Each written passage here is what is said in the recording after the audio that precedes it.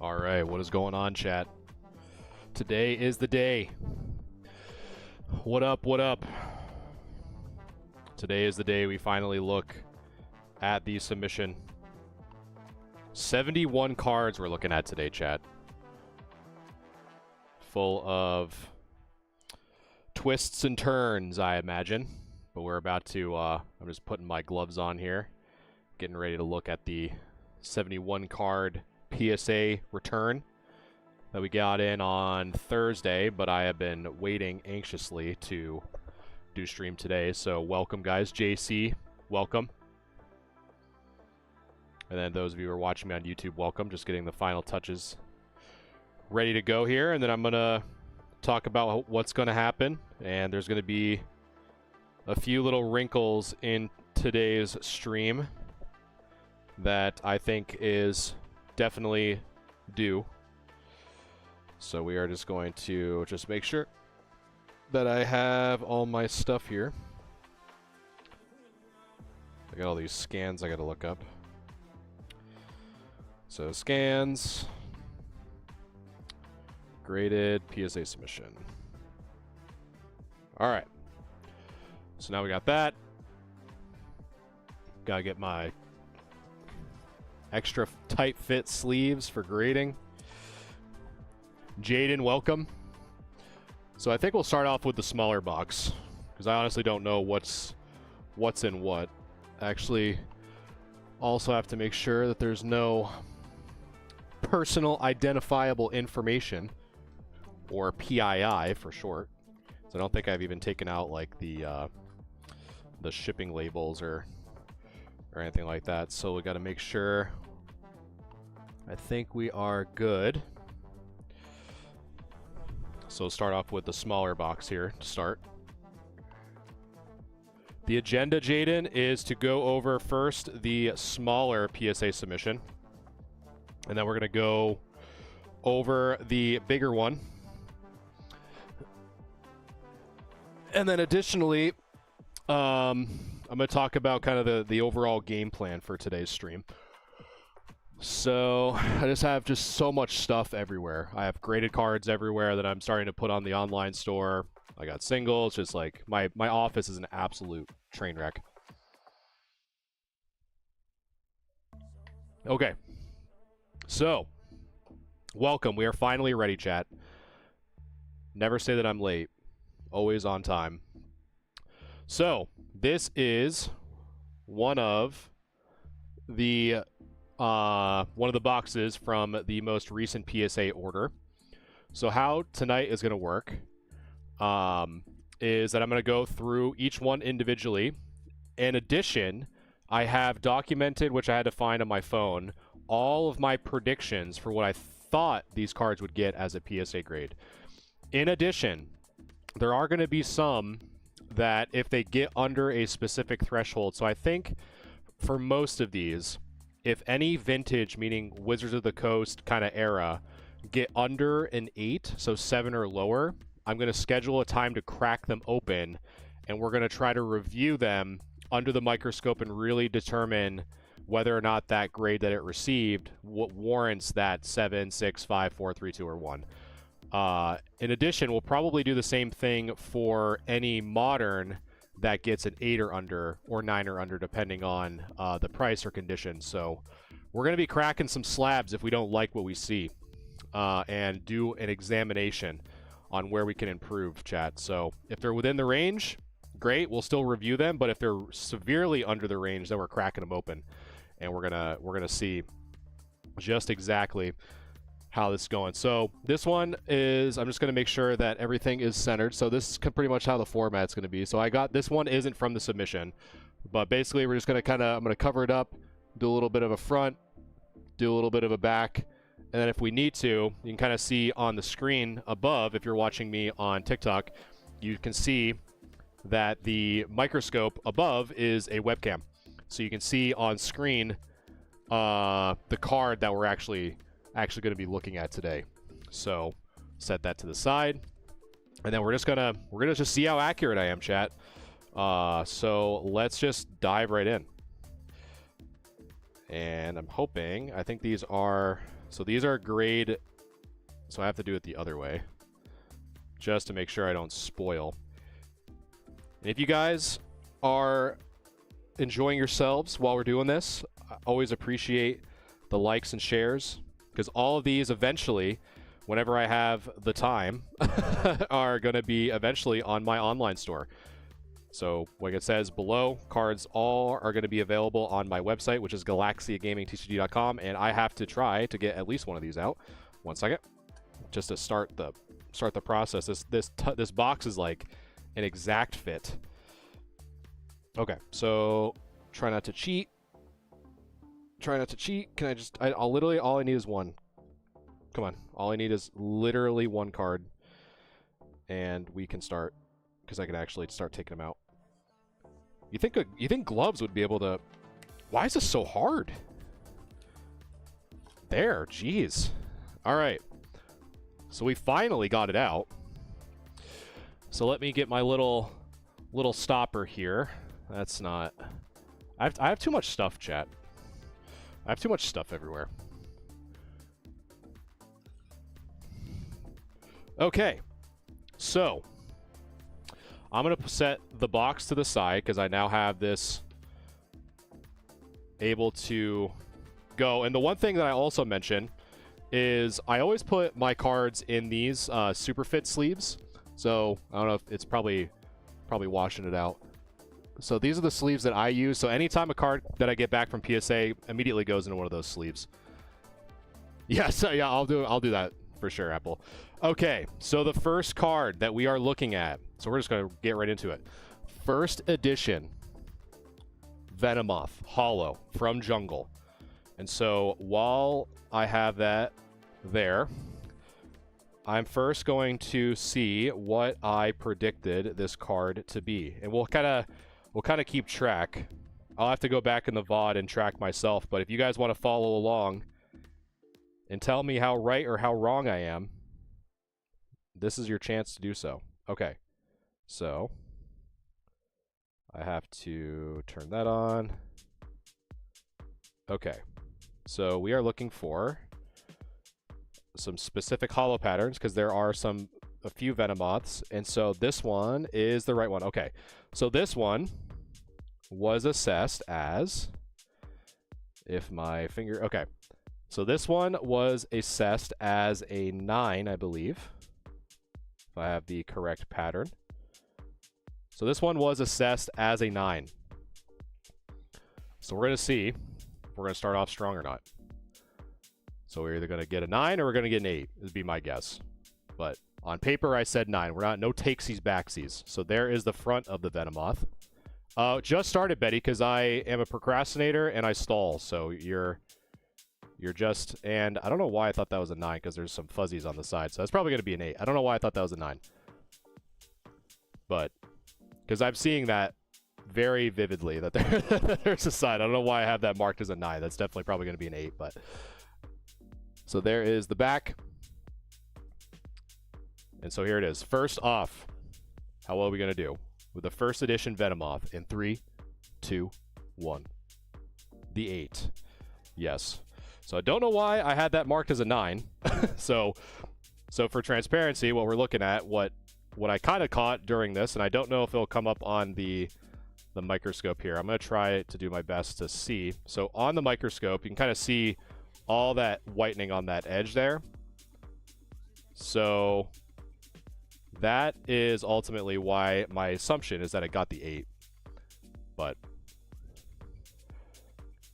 so far, 0 for 1. Don't know why I thought that was a 9, but 0 for 1.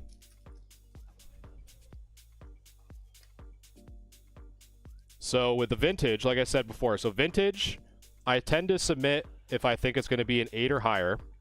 And then for modern, it's more of kind of like 10 or bust. Like, and what I mean by modern, I think like the last 3 sets. So Sun and Moon, Sword and Shield, and Scarlet and Violet is what I mean for that. So 0 for 1. So we're minus that one. So let's take a look at the next one. And this is going to be fun. We'll have to have a counter on how many times these little stupid sticky tabs get stuck to my gloves. Can't wait for that. You're good, Betty. No worries. Ooh. All right. So next up, we had some Japanese stuff. So next up, I think this is what? Here Comes Team Rocket, I believe. Let's see. Oh, it's Rocket Sneak Attack. Here Comes Team Rocket is the Jesse and James one. But Rocket Sneak Attack, Japanese. So that one was assessed as... Let's see. So Japanese Rockets Sneak Attack. So this one was assessed as a 9. I believe. Let me make sure I got the pattern right.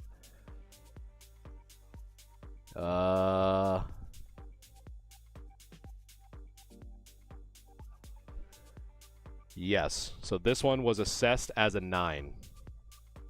So there's the front.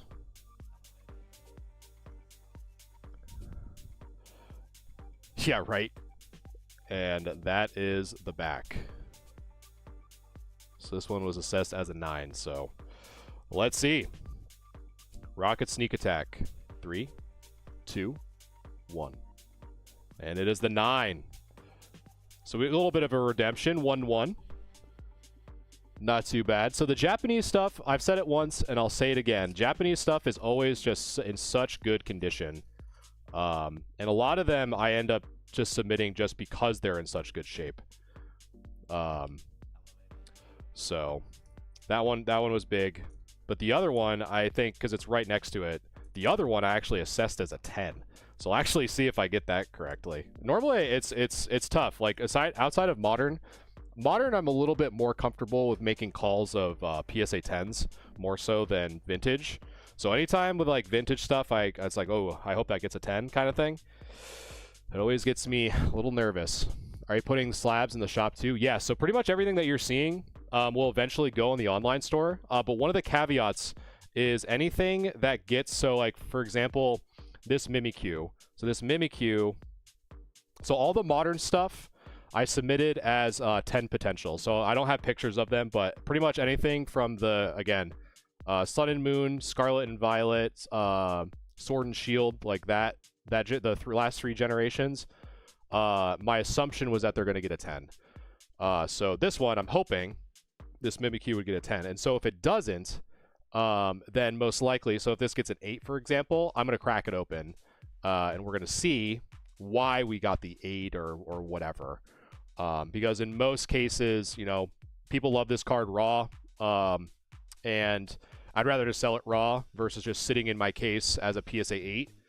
That's just me. And I think it's entertaining, too, to kind of see why it got, like, if this does get the 8, it'll be interesting for us to kind of use this as an example of why it got an 8. So my assumption, since I submitted this, is hopefully it's going to get the 10. So there's the front. Probably one of my favorite Mimikyu alt arts, to be quite honest with you. So there's the front, there's the back. So we will see. We'll see if we get the 10 on the Mimikyu. In 3, 2, 1. And we do. So Gem Mint 10. Mimikyu V. So very nice, very nice. Yeah, this one for sure is probably one of my favorites of the Mimikyus. We'll kind of leave that up there too. Actually, you know what? We'll put the 10s up on the top and the back here. But very, very good card. Seems like ghost types are a lot of fan favorites for sure.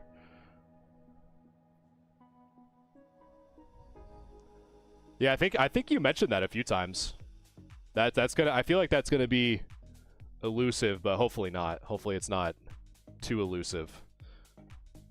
Are you gonna get the Chinese 151, like those special editions that you showed me before?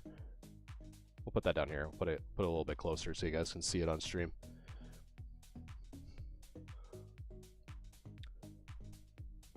Just sent the same out. Yeah, I agree, Mike. I definitely agree. All right. Ooh, Garchomp. This one assessed as a 10. So it looks like we're getting to a little bit of a modern vein here. So there's the front. Lunar New Year's boxes that came out a few packs. Oh, nice. Yeah, this one probably not going to get the 10. Even though, again, even though the back, I think this is a good example. If this doesn't get the 10, even though the back technically is you know, it's going to be within that 60-40 range, or like the 70, it's because that's definitely not 75-25. So just to see, you know, that I don't believe that the 75-25 for Pokemon in the back is an actual thing. But I'll show you guys here in a second. My guess is probably not going to get the 10 because of it. But this one was a good test submission, I guess, to validate that claim. So Garchomp V, will it get the 10? In 3, 2, 1. And it gets the 8. So this one's probably a pretty good one as an example on the back, even though it is, you know, that 75-25 where it's supposed to be in that range. This one will be a good one to crack open, take a look. There's probably some more surface issues on the back as well. But this one will be good to crack open and to observe. So I'll put this in the crack pile. And before someone clips that out of context, crack meaning breaking it open. There's no illegal substances in these parts. Because I went through the DARE program, chat. I went through the DARE program. I saw the lion, all right? And he taught me. He taught me well. So we're what, 2-2? Boo! Alright, so, ooh, here we go. A little bit of the one card that when you say, hey, I got first edition Pokemon cards, are they worth money? They always just have this first edition Machamp. For whatever reason, they think it's gonna buy their new house or buy their new car or whatever. I think that's honestly why I love this Machamp so much, because of how many people think that it is like the Shadowless Charizard, because it is a first edition from base set. So this one was assessed as, if my stupid little gloved fingers can actually zoom out on my phone and see what I said. So this one was assessed as an 8. So this one was assessed as an 8. So you can kind of see my gut reaction. So you can kind of see that bottom is, she's dummy thick. For sure. I still have you really have your DARE certificate? That's so funny. That's pretty sick, actually. Like, those shirts and stuff were so cool. Yeah, so the bottom, pretty thick. Top is pretty thin.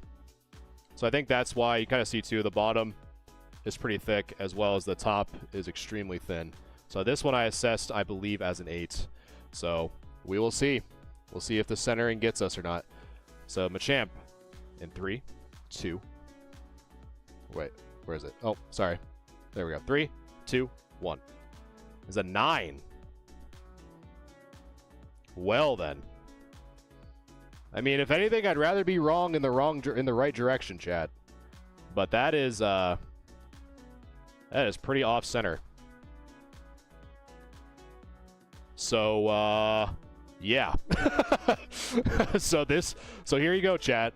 So this is what we have to deal with now. So that bottom, like I said, you can kind of see from the left to the right there. Maybe that might make it a little bit easier to see on stream, but from the left to the right, that bottom, that is a dump truck of a Machamp if I've seen one. And on the back, like, that is, whew, that thing's got some stank on it.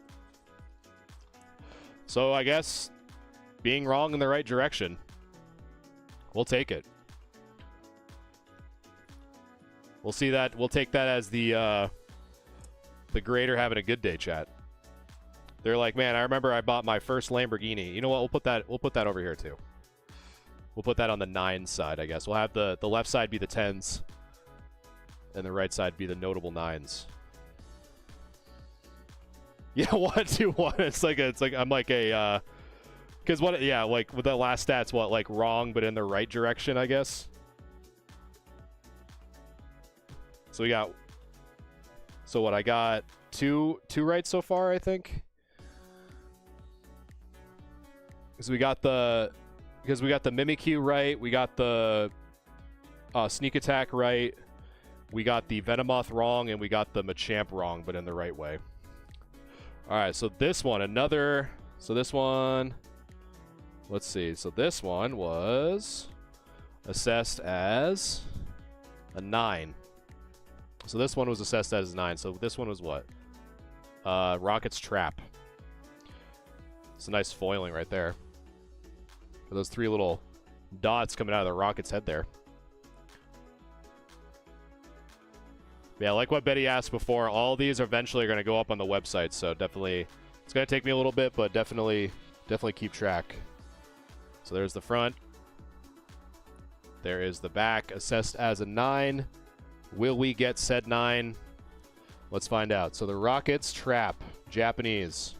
Did we get the 9? In 3, 2, 1.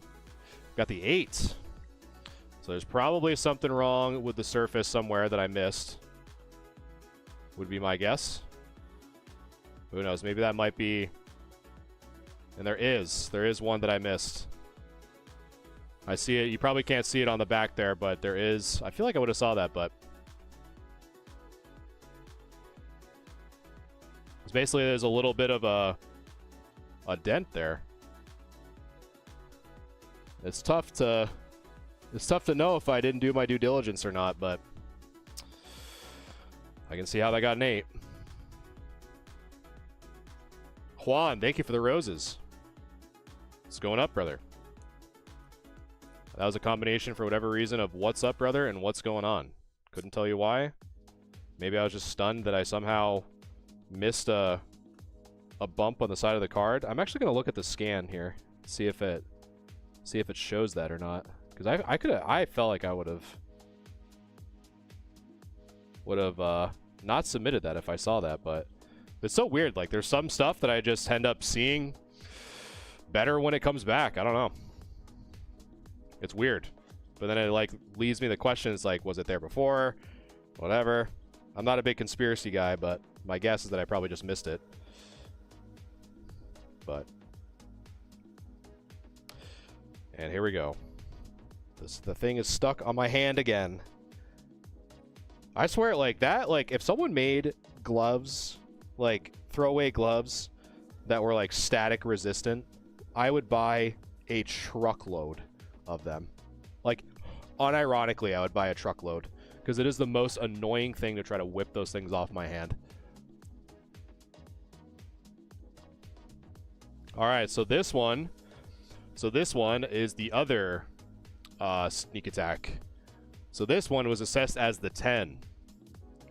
So we're gonna see. Hopefully I didn't miss anything on this one. I've been seeing the results in recent submissions. People getting a lot more 8s than normal. Well, so far I've had 1 8 that I think is correct, and then another that I also think was correct. So I had 2 that were wrong, that I think warranted the 8. But we just kind of started, so we have a lot of cards to go through, so maybe that my opinion of that might change here in a second. I can't really speak on behalf of others, because I don't know what they looked like or what they missed or whatever, but... So this one was assessed as a 10. So we'll see. A little bit thicker on that right side, but I think we're within the range. So we will see. We'll see if we are starting to bounce back. So this one was assessed as a 10. In 3, 2, 1. And then we got the 10. Got the 10 on the Japanese Rockets Sneak Attack. So that one will be going in the 10 pile up above. Is there any big hitters in this submission? So I have a lot of First Ed Jungle, First Ed Team Rocket. I have some no symbol jungle. I have some modern stuff. So yeah, I mean, I just got a lot of, like, nothing like crazy like the last one where I had like the dark Blastoise and the dark Dragonites and and all that. But I think there's some still, you know, there's still a lot of good vintage in here, for sure. Yes, they are, well, yeah, these are all the ones that I made predictions on. So you're kind of, so Apple's kind enough to kind of help me keep track. So you guys can kind of see, you know, so these were all cards that I kind of assessed. So some of them were my own, some of them were from others. And so we're just gonna be looking through and seeing what, like, how well I did or how accurate I was. So I kind of put my money where my mouth is, so to speak. So this one I'm trying to find which one, because I have 2 Dark Weezings in this submission, and both were assessed as 9s. So I'm just trying to figure out which one was which, just to make sure that I got it. So this one I believe was assessed as a 9. Well, both of them were. I shouldn't say I think. They both were. So there is the front. And it's always hard with these Dark Weezings. It's like so impossible to see if it's the holo aside from just simply looking at the cert. So this, just kind of looking at the back here. There's kind of the quick front and back. So we will see. Does it get the 9 or do I get the 8? We'll check in 3, 2, 1. We got the 9. So pretty good Dark Weezing. I think the thing that I saw that caused it was there's some... I kind of saw it when I was kind of taking a peek. So there is a scratch, like a slight surface scratch on the bottom corner here, as well as a little bit of whitening. I'll put it up in the microscope. Hopefully you guys can see it. Maybe not. Probably be hard. But right up where my finger is, right up on there. But nothing too crazy. Making me late. I know, man. I know. I was, I had to go run out. I had, yeah, so the Weezing, the Dark Weezing I guessed as a 9, and it was a 9. So Weezing was guessed as a 9, and it got the 9. Because I'm like, I'm so gun shy at ever assessing like WotC stuff as 10s. Nah, you're good. The emojis do help. Ooh, here we go. This is honestly, not even kidding, this is probably one of my favorite holos from Team Rocket, just because of the color palette of the Dark Vileplume. Alright, so the Dark Vileplume. Where are you? Yeah, definitely one of my favorite holos for sure. Let's see. Here we go. So this one was... Make sure I got the right pattern here. So it should be... let's see. So there should be something there. So this one was assessed as a 9. So let us get my sleeves. Okay. Yes. So now we're putting my money where my mouth is, Vic. Apple's keeping me honest and keeping track of how accurate I am. So all of these have had I kind of did my guesses before I submitted them. So this one was assessed as a PSA 9, the first edition Dark Vileplume, personally my favorite holo of the set. And make sure I don't see any weird issues that I saw on that Rocket's trap, but I don't, which is good. So I don't know. We'll see if we get the 9. So Dark Vileplume, first ed in 3, 2, 1. Got the 8. So another one down. Probably a surface scratch, probably on the back somewhere. Or something else that I missed. But still pretty nonetheless. As long as we're not getting into those 7s. That's what I'm most fearful. That the last submission with that Snorlax from Jungle getting a 7. It's getting me spooked.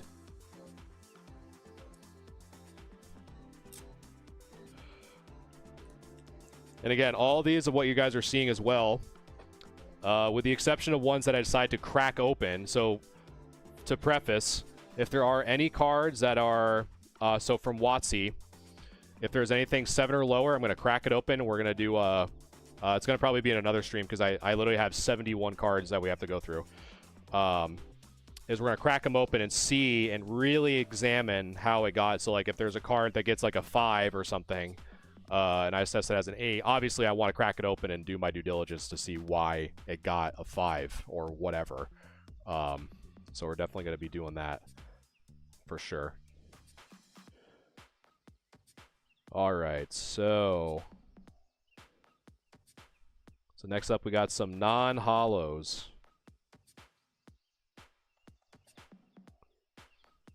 So we got some non-hollow Dark Dragonite.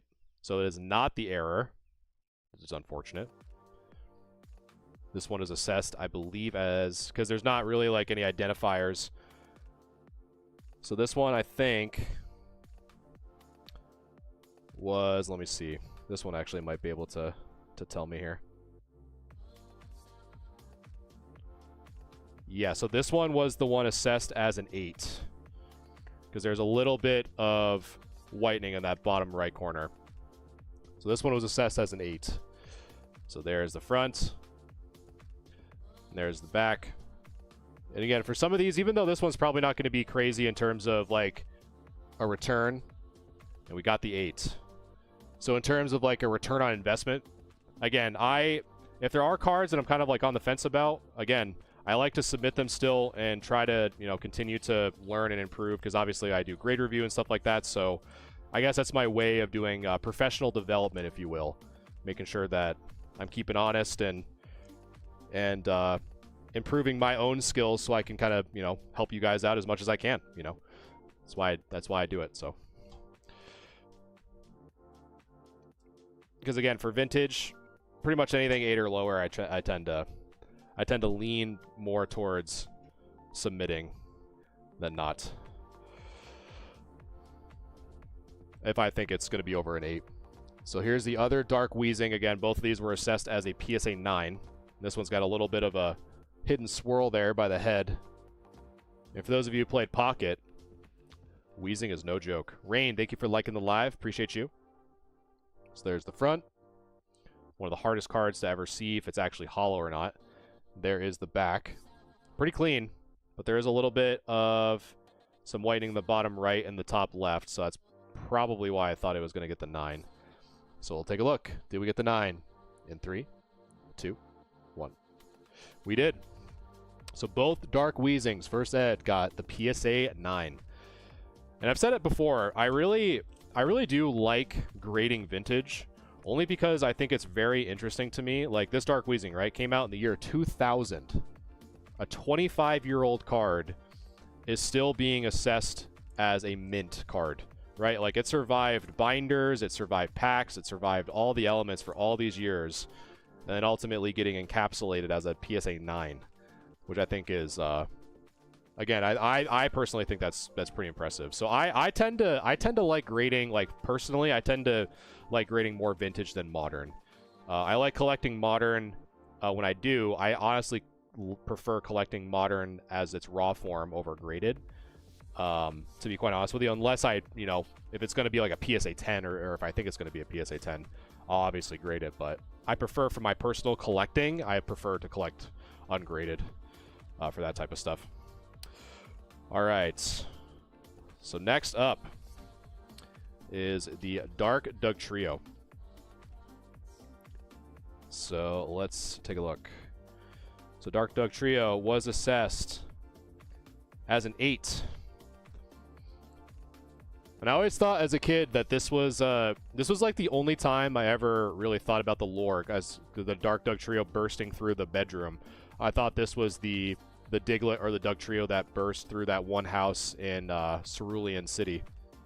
Right? Yeah, it's Cerulean, right? Is where Misty... Or is it... No, Celadon Game Corner. That's... Yeah, it's Cerulean.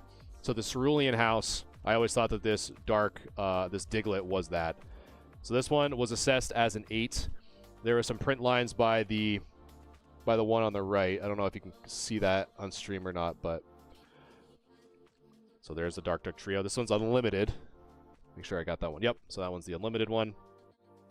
There was the front, there's the back. So let's see if we get the 8. So Dark Duck Trio in 3, 2, 1. We got the 8. So there we go. That's the, I think that's the first, that might be the first 8 prediction that we actually got the 8. Because all the other ones have been like 9 predictions, 9 predictors, and getting the 8. With the exception of the Garchomp. The Garchomp V was assessed as a 10, but I think I missed something on there, so I might have to crack that. That's one of the that's in the crack pile to look at a future stream to go over why that got an 8, so you can learn through my mistakes, chat. Learn on my dime. You know?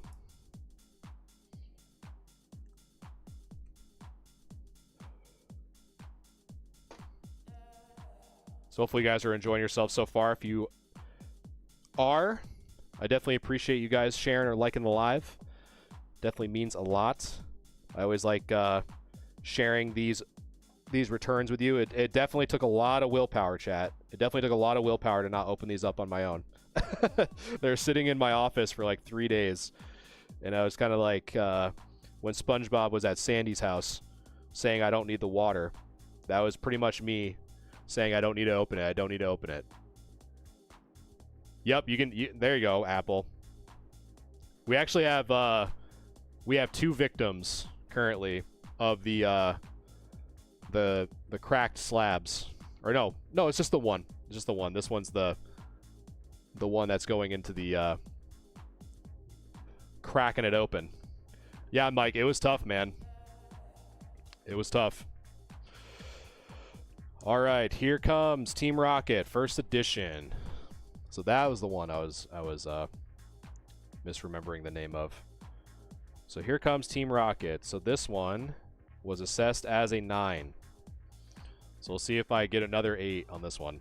But again, another one. It seems like the Weezing and this one are 2 of the hardest cards to find the holo pattern. You really gotta be due diligent. So this one was assessed as a 9. Let's make sure that there's nothing weird that I missed on, because that other one got me kind of on edge here. So let's see. Here comes Team Rocket. Does it get the 9 in 3, 2, 1? And it does. Mint 9. Very nice, very nice. The Jesse and James from Hidden Fates going up. Seems like people are getting very nostalgic for their Jesse and James team. Ribeye, thank you for liking the live. Appreciate you. Don't even miss a beat.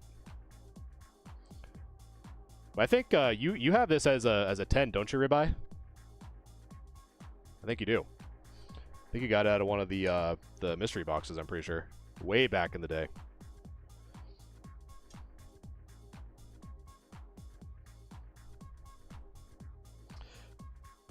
Man, I'm not kidding. It's literally taking me longer to just take the sticky stuff off of my gloves than it is to reveal the cards.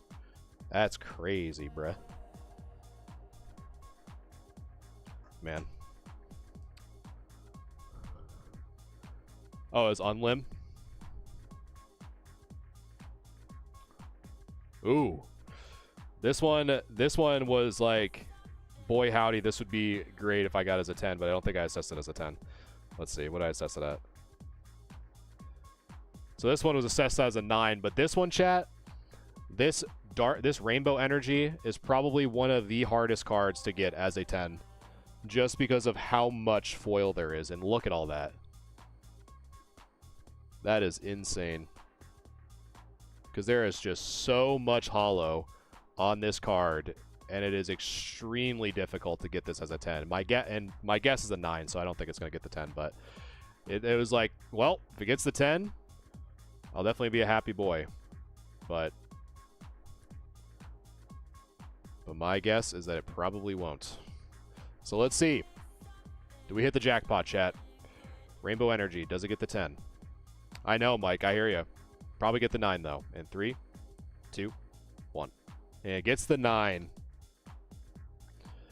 As per usual with this card. So predicted it correctly, but man, what if, you know, chat? What if? What if we got the energy that no one wanted? But pretty cool nonetheless. So far we're not doing too bad. 3 wrong, 9 right, 1 wrong, but in the right direction. Or in the good direction, rather. So we're not doing so bad. All things considered. You guys having fun, chat? You guys having a good Monday? I just got a little boost of energy, and I try to, I love that. I'm gonna take a little sip of some coffee here. I love when you get a little boost of juice, you know?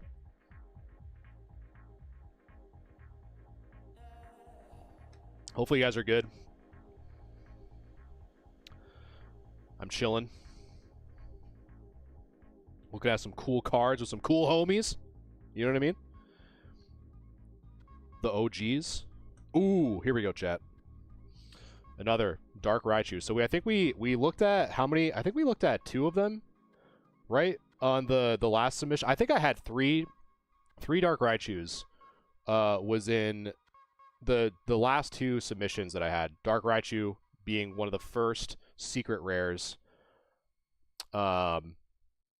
First secret rares ever to be released. But it's right, the jungle one, the jungle Pikachu is kind of seen as technically the first, but this one's like kind of the obvious first of the secret rare. So let me see what I assess this bad boy as.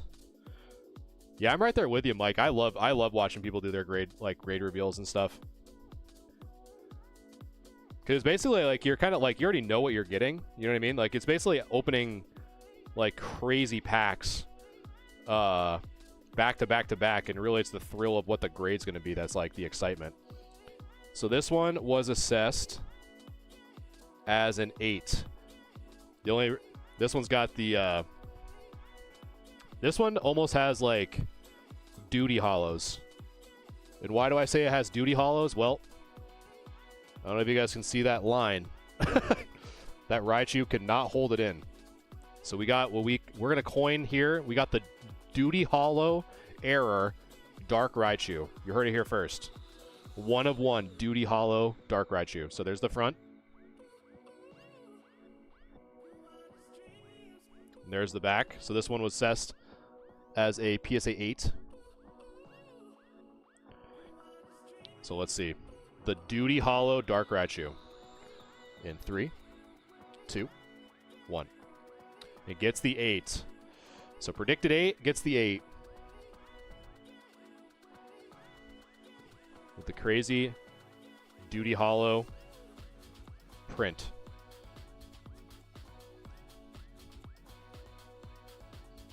Love me some Dark Raichu. Telling you, Team Rocket will forever be my favorite set. I probably should start collecting it. But I'd probably get a binder of it one of these days. But yes.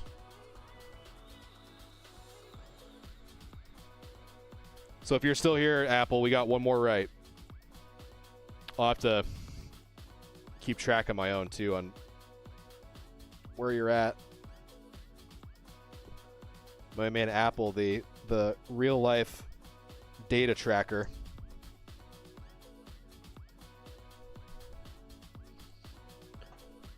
And then we'll have to, so we only have one in the we only have one in the impending doom section where we're gonna crack. I'm putting in a pizza. All right, you know what? That's smart. I'll allow it. I'll allow it this one time. But if it happens again. All right, so this one was assessed as, let's see. These hollow patterns are so crazy. Okay, so this one was assessed as a PSA 9. I forgot. Yeah, as your smoke alarms are going off. All right, so this one was assessed as a PSA 9, chat. So there's the front. I always like the rockets sneaking in the back there. in case you guys have never seen that. He's always sneaking. So there is the front. There is the back. So this one's assessed as a 9. So we'll see if we get it. We'll see if we get the 9. It's a little off center, so that might get the 8, but we're sticking to it. We'll just get the 9 in 3, 2, 1. And we got the 9. There we go, chat. Dark Slowbro. Let me try that again. Dark Slowbro. Getting the 9. Very nice. What I really want, we need to see some PSA 10 vintage, chat. That's what we need to see. There's no pop control in the Galaxy Gaming Outpost, chat. There's no pop control in these parts. Alright. We heard it here first. This is the Goo Goo Gaga Gaslight Gatekeeping Galaxia Gaming Homestead.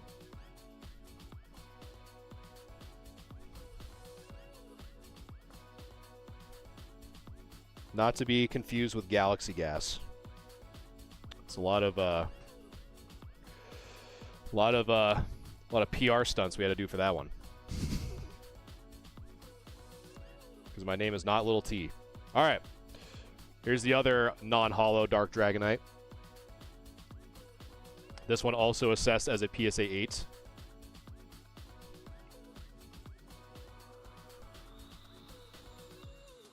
There's that one. There's the back. So Dark Dragonite. Ribeye, you might have to keep track for me too, just in case if Apple's about to burn his house down by accident. So this one says as a PSA 8 in 3, 2, 1. And got the 8. So the non-holo Dark Dragonite, both are just the standard non-holo. So again, for those of you who don't know, there is a pretty highly sought after error of this card where, so right here you can see 22 out of 84.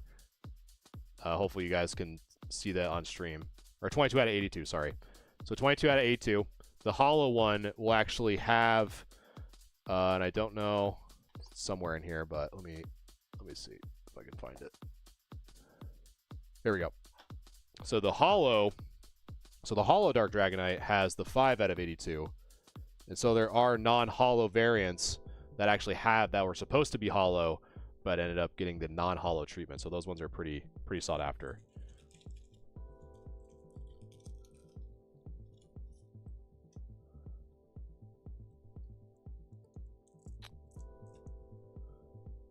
So far, so good.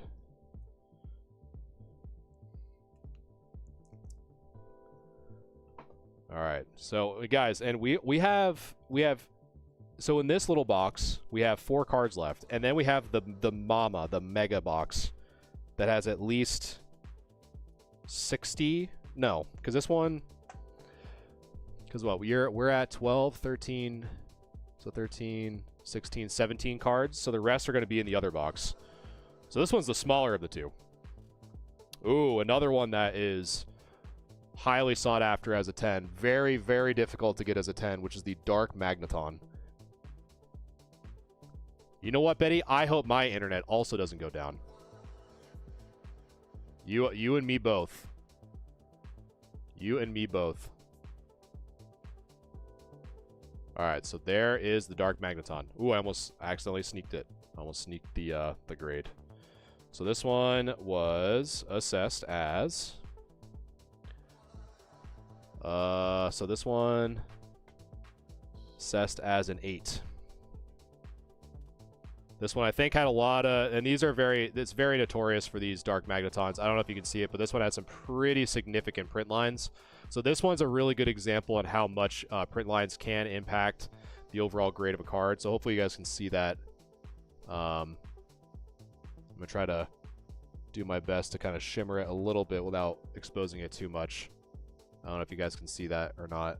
Kind of across the head there. Yep. So there's the front, there's the back. And so we are going to see this one most likely is going to be getting the 8. But we'll see.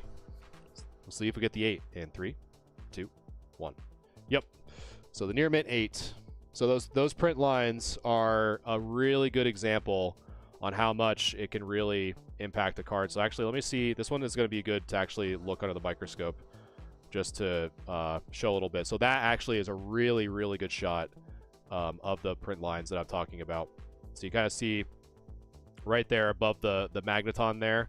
So those print lines pretty much go all the way across, and those ones right there. So you can really see it in the microscope that those print lines are pretty significant and most likely caused this card to get the 8 because they were just so impactful. So again, good way to learn. This one's a really good. This one I actually might. I've been trying to keep, honestly, I've been trying to keep some really good examples of some really good kind of like, I guess, self-case studies, if you want to call it that. Like, if someone ever asks me, hey, how much do print lines affect the grade? This one is an excellent example. And I actually might, now that I'm talking about it, I might set that to the side. We'll actually put that right over here before I forget. That one will be a good one to keep around for more of like an educational tool, to be quite honest with you. I have a few of those. All right, so this one was also assessed. So here's the second one.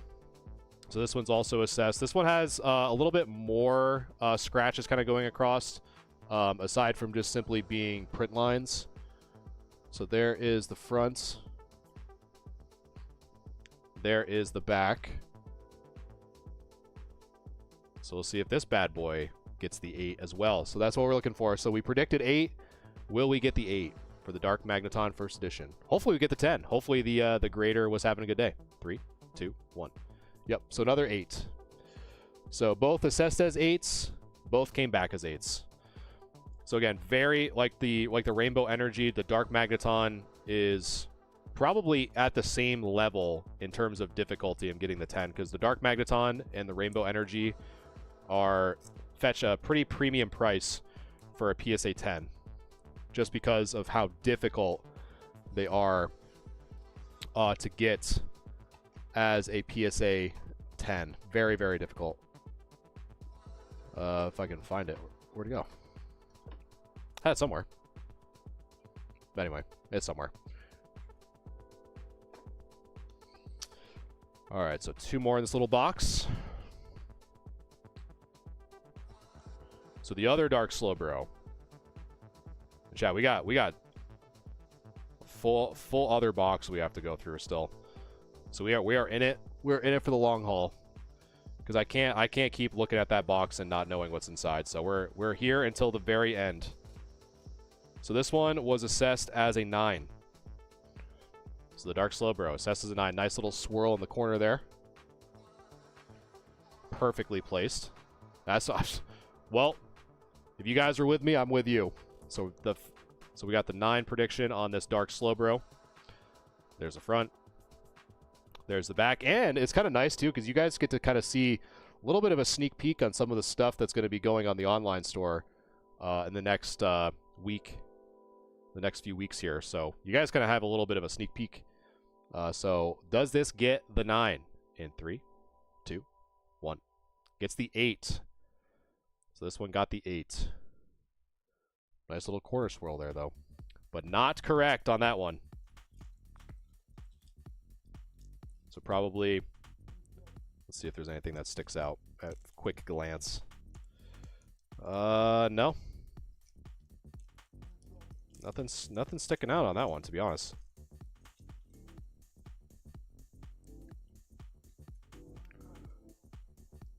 So I don't know. Probably, I'm really trying to look here. See if there's anything kind of notable. Maybe you guys might see something I don't.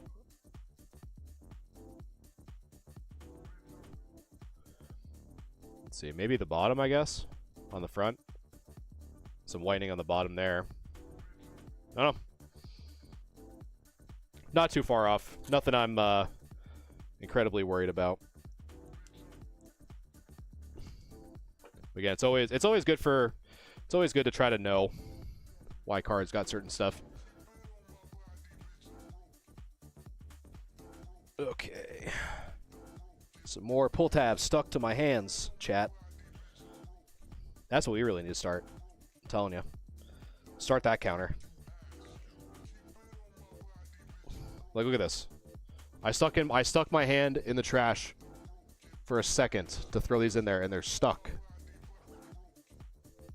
This is what I have to deal with, chat. When people say streaming is hard, that's what they talk about.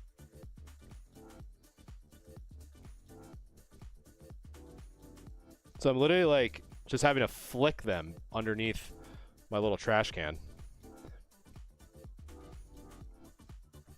All right, so this one was one of my purchases that I had that I thought would be kind of cool to start collecting these. So these were the Play Pokemon exclusive holos. So this one, I think I assessed as, let me see. This one, yeah, I probably should. I probably should just have a piece of tape just kind of rolled on the side. So this one was assessed as an 8.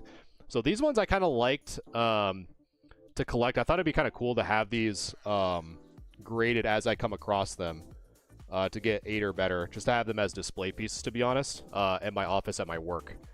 Would be pretty dope. So I'm trying to slowly collect these. I think they kind of look cool with the art in the background. So this one was assessed as an 8. So really, really cool. Cool energy with the Espeon in the background. So as I come across them, I'm just trying to slowly pick them up. Yeah, so this one I think was an 8. So the I don't know if you guys can see it. A little bit of a lip on that corner. Try not to overexpose it too much. Let's see if you guys see it doing it this way. Let's try this. There's a little bit of a corner fold. But this one was assessed as an 8, so we'll see if this one gets back as an 8. So the Psychic Energy from Play Pokemon in 3, 2, 1. And it did. Came back as the 8. Very, very nice energy for sure.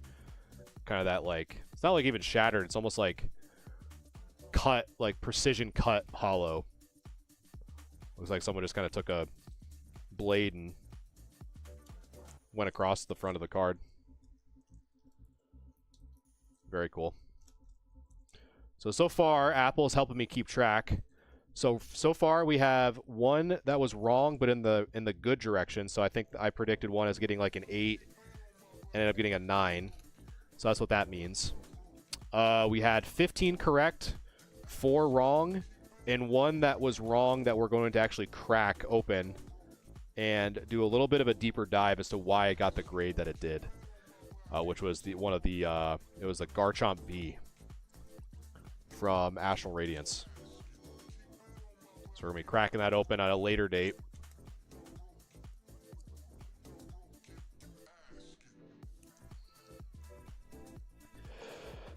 But look at this, chat. Ready? Look at this little shot here. Got the Espeon, the 2 Espeons. Looking nice, looking nice.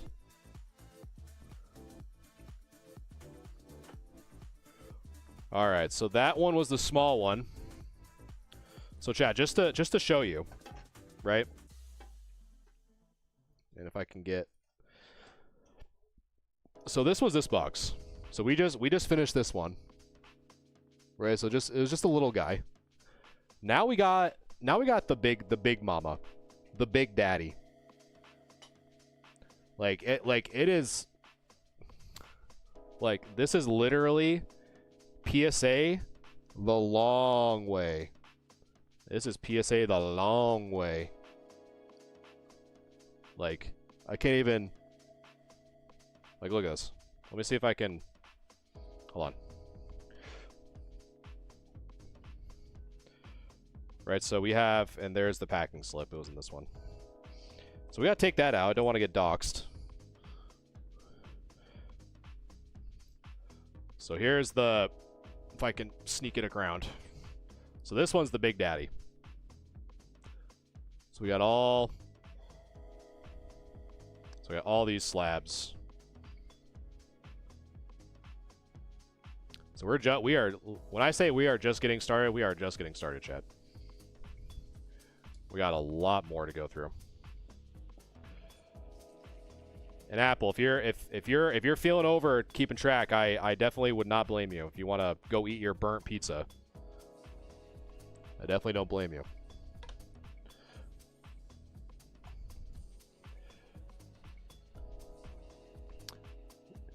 Yeah, that makes sense. Because you marked 21 and there were 71 cards that were in the submission, so this should be exactly 50. Drew, thank you for liking the live. And while I figure out how to get these cards out to start, you guys are enjoying yourselves. Appreciate a like or a share. And again, you guys get a little sneak peek on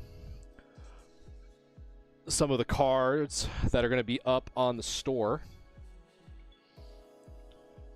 And so here we go. First off, going right into Modern. The Samurott V-Star. Again, pretty much anything that is sent in. I sent 71. Yeah, because your account had, what, 19, 20, 21. So yeah, 71 in total. So anything that's Modern for these ones are going to be assessed as 10s. So there is the front.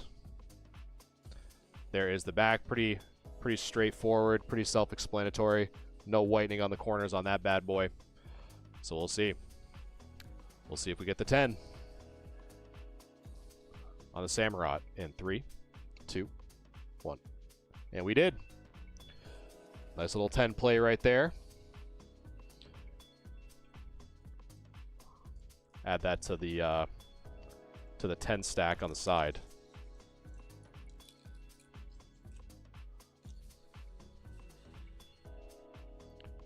From Crown Zenith.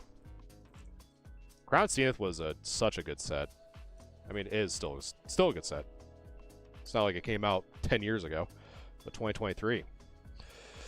So we'll put that in the little 10 area here. Too easy, man. That's what I'm saying. Grading chat is just that easy. Just that easy. Just send it in. And you're good. All right, so the English rocket sneak attack. So we graded the Japanese. So one of those came back as a 9 and the other came back as a 10. So let's see what this one was assessed as. So this one was assessed as an 8, I believe. Let me check, make sure the hollow pattern matches up. And it does. Yep, so this one was assessed as an 8. So there is the front.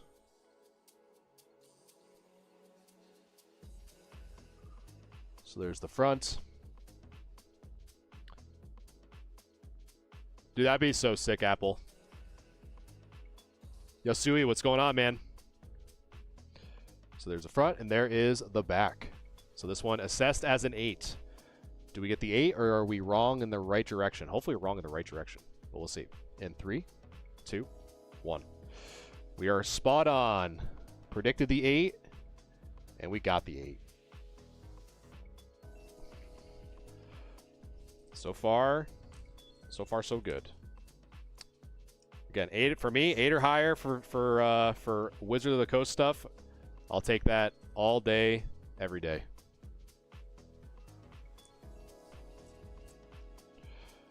Take that all day. I got honestly very fortunate to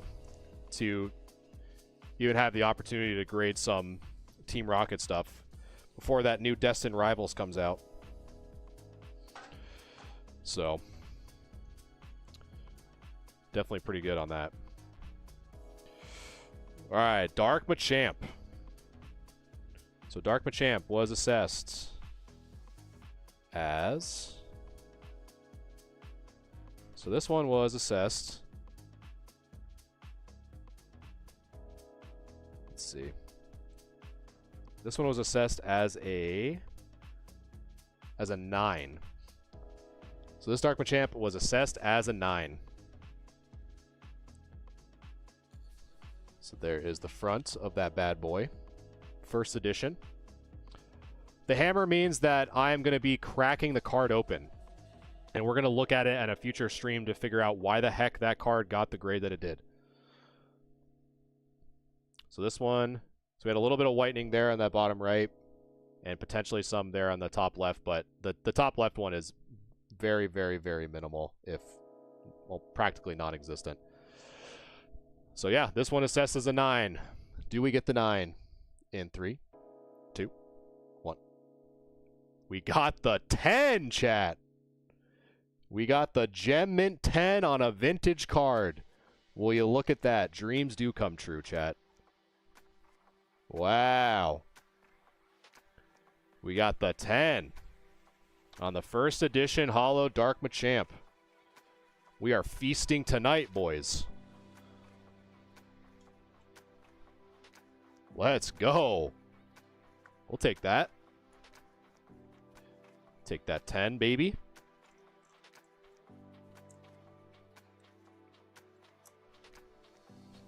To be honest, chat, I was not expecting any 10s in the vintage category tonight. That's pretty dope. Very, very nice. Very nice. Very nice. Look at that. We got two vintage cards up there. We got 2 modern.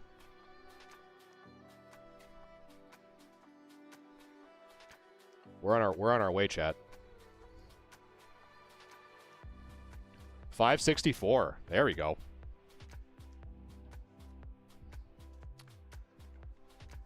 And then, so here's the other one. So, man, I feel like... So this one was assessed as an 8. Yeah, this one was assessed as an 8. So who knows? Maybe the Dark Machamp will get a little bit of a treatment, and who knows? Maybe we'll get the 9. But this one is assessed as an 8. We got some print lines across the top there. I don't know if you guys can see those. I might have to put it under the microscope, but it's right, 2 lines right, kind of cutting through right that section. I don't know if you guys can see them, but this one was assessed as an 8. So there's the front. There is the back. A bit of slight whitening in that bottom right corner. So let's see. Does the Dark Machamp get the 8, or does it follow its homie and get bumped up? In 3, 2, 1. It followed the homie. Dang. The Dark Machamps, man. Dark Machamps are flexing. So right there, you can kind of really see it on stream here on the microscope. So that print line kind of going across both on the top, and I think there was one slightly, I don't know, that might be one right there by his finger. So we got that print line kind of going across. So that was what I saw, in addition to the bit of whitening in that top corner. Again, it's pretty difficult to really see when it's in the slab, but that's what I'm saying, Giant. Maybe we had a Dark Machamp enjoyer over at PSA, because we had the other Machamp too. That's funny you say that, because we had the other Machamp get graded as a PSA 8, or I assessed it as a PSA 8, came back as a 9. So all the Machamps so far have been gotten a little bit of a bump. So don't hear me complaining. Did you pull or buy these? So all these I bought as single raw cards, and ended up getting the ones that I thought, so for anything Wizards of the Coast, I thought would get an 8 or higher. And right now, Apple is actually helping keep track of predictions. So I made predictions of all these cards prior to me grading them. And so we're kind of keeping track on how accurate or how inaccurate I am, because I do the grade reviews on Wednesdays. So this is kind of like a way that you guys are kind of auditing me, I guess, is like to see if whether or not I know what I'm talking about or not really know what I'm talking about. All right. But yeah. So this one was assessed as... So this one was assessed as a 9. We're at local card shop. Some of them were people who reached out to me from the community asking if I wanted to buy some of their collections, and we worked out a deal, and I bought some singles, and some of the ones that I thought, you know, could be really worth grading. We kind of worked out a deal to where their cards came here, I cleaned them, I processed them, and then submitted them, and then basically whatever they got back, I paid them as that grade, because they did me a pretty good solid on having me have their cards, going through, like, cleaning them, submitting them, and then whatever they came back to us, I said that's what I'd offer, and they said, yeah, good for me. So yes, so a lot of these came from the community, but then more of like the modern stuff I picked up at shops. So this one was assessed as a 9. So we'll see if it actually does. There's at least 3 points of whitening that I can see. What is that? Top left, top right, and then the bottom right. So we'll see if it actually gets the 9 or the 8, probably, but we'll see. Dark Machamp energy. Let's see. Dark Arbok. Does it get the 9 in 3, 2, 1? It gets the 8. So my guess is that those 3 points of whitening, in addition to probably something else, yeah, it's a little bit of a small, very small corner issue there on that top left, which is probably why I got the 8, but not too bad.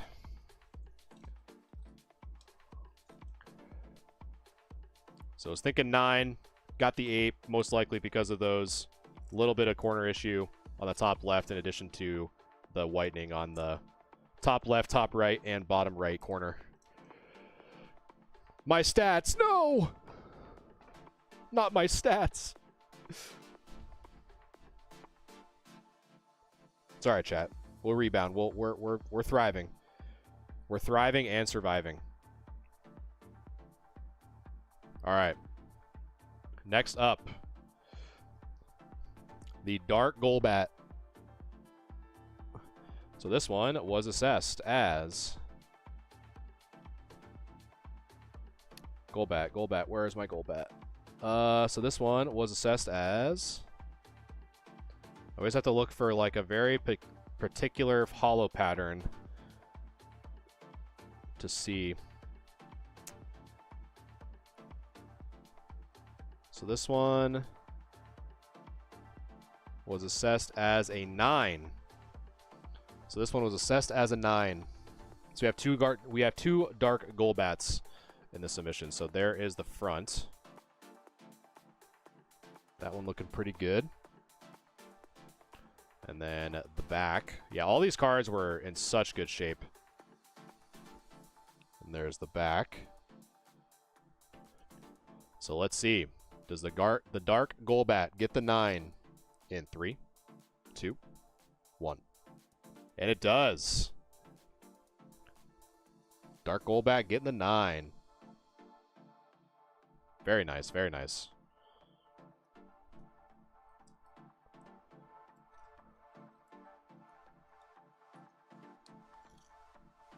I just love Apple. They just have like a copy pasta of like a stat tracker.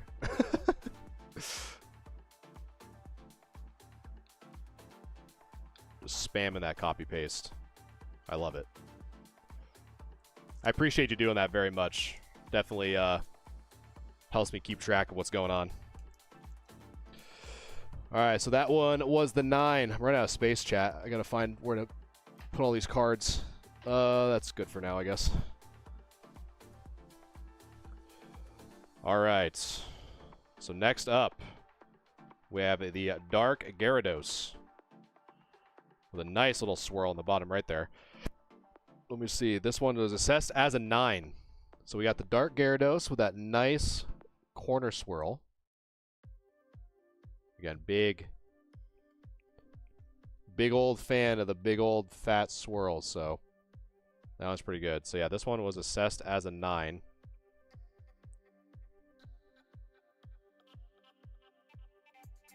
So that was the front, that's the back. Looking pretty good. Not much left to say other than let's see if it gets the 9. So there it is, Dark Gyarados in 3, 2, 1. And another 10, chat. Look at that. The Dark Machamp and the Dark Gyarados. First edition. Getting the 10. That's what we like to see. That is what we like to see, chat. Wrong in the good direction. I'll take that all day. So we got two. Got two vintage PSA 10s. Crazy. The Dark Machamp and the Dark Gyarados.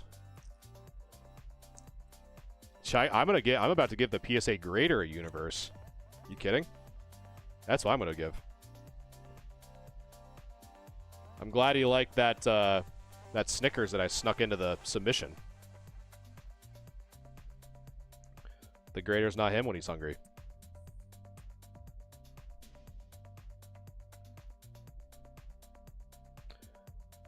So we are we're taking that, chat. That's for sure. We're taking that PSA 10. 675. Woo! There we go. Yeah, it's pretty nuts, to be honest with you. Oh, stuff's starting to fall over. Running out of spots. Running out of spots to put stuff.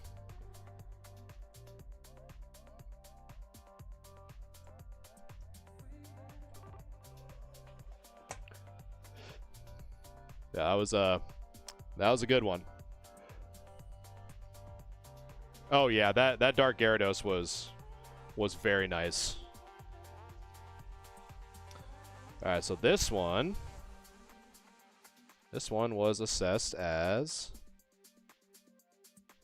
let's see. This one was assessed as a 9.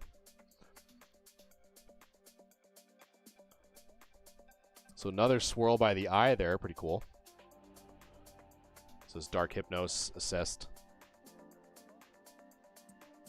as the 9. There's the front. There's the back. There's something stuck onto the surface. I don't know what that is. I definitely would have cleaned that off. So something got stuck on there. Hopefully it doesn't impact the grade.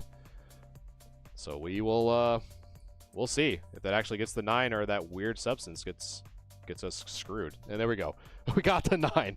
Well, that's good. I was getting nervous there for a second with that weird little thing stuck on the back of it. Do you have all first set Team Rocket Hollows? I think at this point I do. I think so.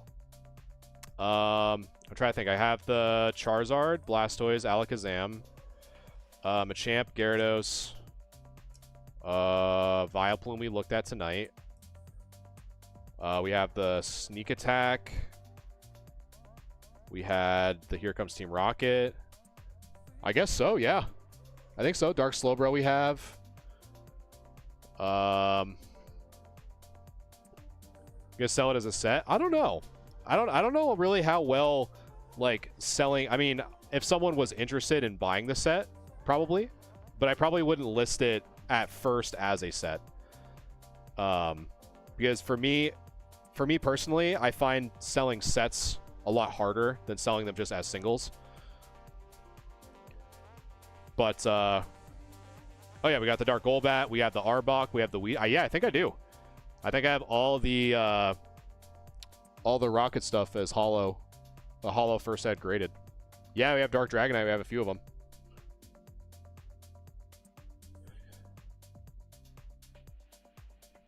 So this one, yeah, so both were assessed, so both of these Golbats were assessed as 8s. So yeah, I think I do. How much for the Dark Machamp? So, honestly, I have no idea. I wasn't even expecting to get a PSA 10 Dark Machamp, to be quite honest with you. So I have no idea. I have no idea how much that thing is.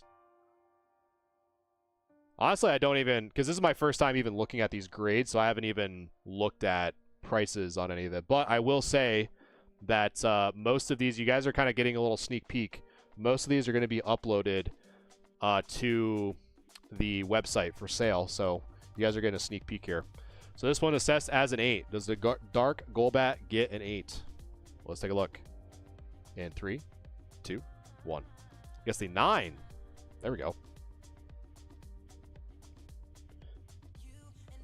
So assessed as an 8, got the 9. Very nice. A set's easy to sell on eBay. I don't know. I mean, probably, but most people are looking for like auctions and stuff, and people are always looking to just get stuff under market, and then in addition to being under market, you have to deal with all the fees. So it's kind of like, I feel like if I feel, this is what I'll say. I feel like if I was desperate or in need for some cash, I'd probably just sell it as a set on eBay and do it as like an auction or whatever, or just like kind of let it sit there. But the beauty of kind of like where I'm at with this stuff, like obviously I do this as a business, but I do it as a side business, so it's not like I'm needing to sell this stuff as soon as possible, like for my livelihood. So I kind of have that kind of going for me in a way. So like I'd probably, if I were to sell it on eBay, I'd probably just like set it at some like crazy price. Not like crazy, but you know, probably a little over market, because you got to also think about the convenience of it being in a set. You don't have to like go around, shop around, pick them up one at a time. You can just have it all at once. And then if it sells, it sells. If it doesn't, it doesn't. All right, so this one was assessed as... So Dark Alakazam was assessed as a 9. So this Dark Alakazam was assessed as a 9. So there's the front. Nope. There's a little bit of a print line going behind the ear there. I don't know if you guys can see that, but a little bit of print line behind the ear. And then looks like we got some pretty notable whitening on the top left and that top right corner. So there's one on the top right, and then there's the one on the top left. So let's see. Do we get the PSA 9 Dark Alakazam in 3, 2, 1? We don't. We get the 8. Which, honestly, is a pretty accurate assessment. Now seeing kind of that print line. I don't know if I saw that print line there before. My guess is that I didn't. So you can kind of see it right behind the ear there. Very, very faint because of how dark the background is, but you can kind of see that little scratch behind the ear in addition to that whitening on the back, which most likely led to the 8.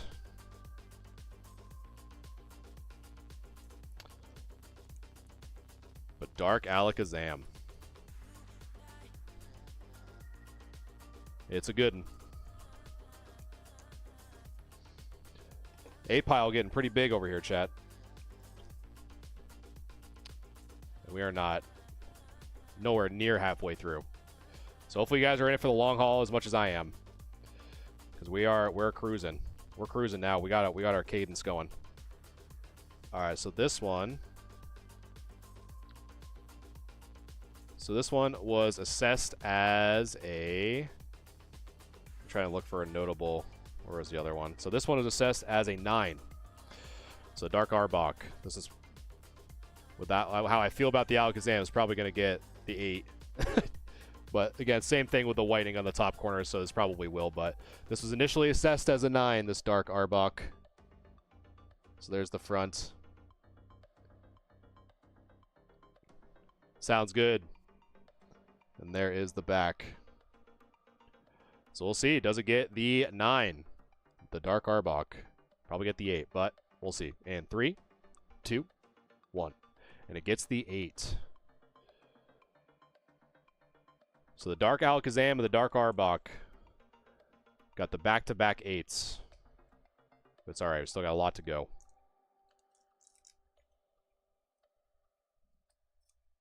You watch your anime, eat your ribs. God only knows that you deserve those ribs. The pigs probably don't. But so that one I guessed as a 9. The Dark Arbok I guess is a 9, and it came back as an 8.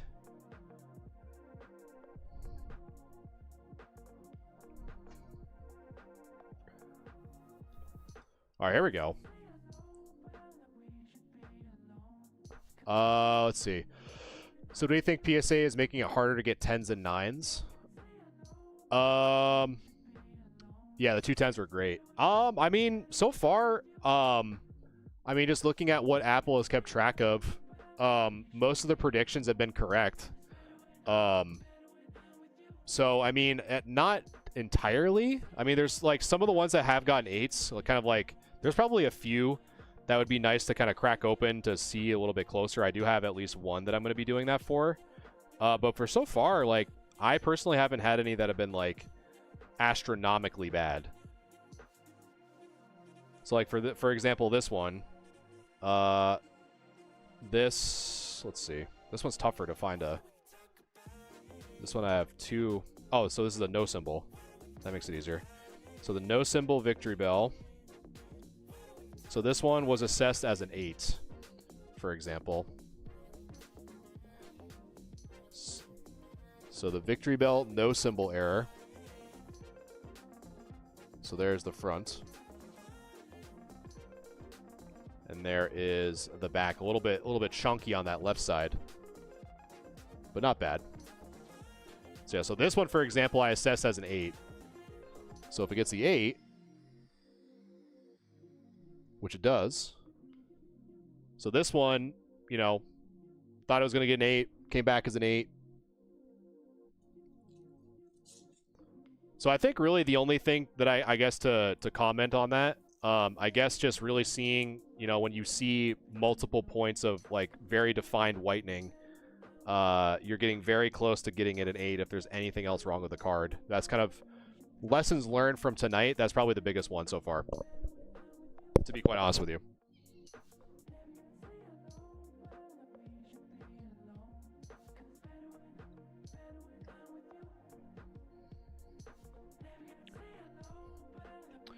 All right. So now it looks like we're in the jungle vein. Because now we're just getting back-to-back jungle stuff. All right, Vileplume. This one, I think. All right, so this one was assessed as an 8. This Vileplume. So there is the front. No notable scratches, which is great. So no print lines that I can see. So that's good. Some whitening on that left side. But all in all, looks pretty good. So let's see. Does it get the 8? Or do we get bumped? Let's see. In 3, 2, 1. And it does get the 8. So predicted 8, got the 8.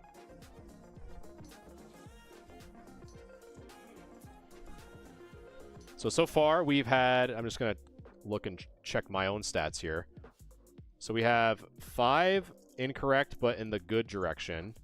We have 21 correct, 7 incorrect, and 1 that we're cracking open to get a better look on why it got the grade that it got, which was the Garchomp.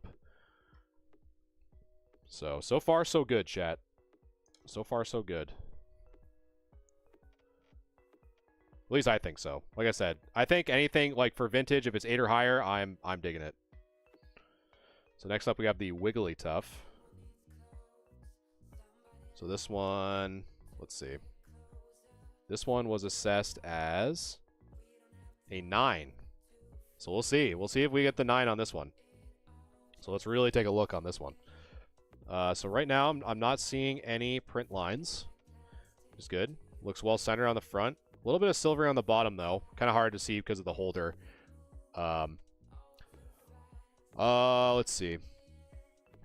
I got my grades back and had a Jungle Snorlax with a no symbol, but PSA didn't put no symbol. Is that common? Not traditionally, no.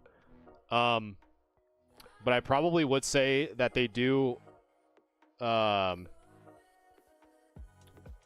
part of the case. So here's the back of it. So we'll see. We'll see if we get the 9. Thought I saw something. Nope. So all right. So let's see if we get the 9 on the first Ed Wigglytuff. In 3, 2, 1. We got the 8. We got the 8. Missed this one. But again, 8 or higher, I'm chilling. We are wrong, chat. My career's cooked. I'm done. I'm a has-been. Washed. But no, I mean, they definitely make errors on their slabs from time to time. But that's why it's always important to always check when they give you, like, hey, like, here's what is about to get graded, here's what we marked it as. So they kind of put it on us as submitters to, like, review what they are about to grade, and it's up to us to report an error. Yep, I'm wrong. Clip it and ship it. Who's going to take advice from a person who does grade review when they keep getting their grades wrong? Lol. Get smoked, idiot.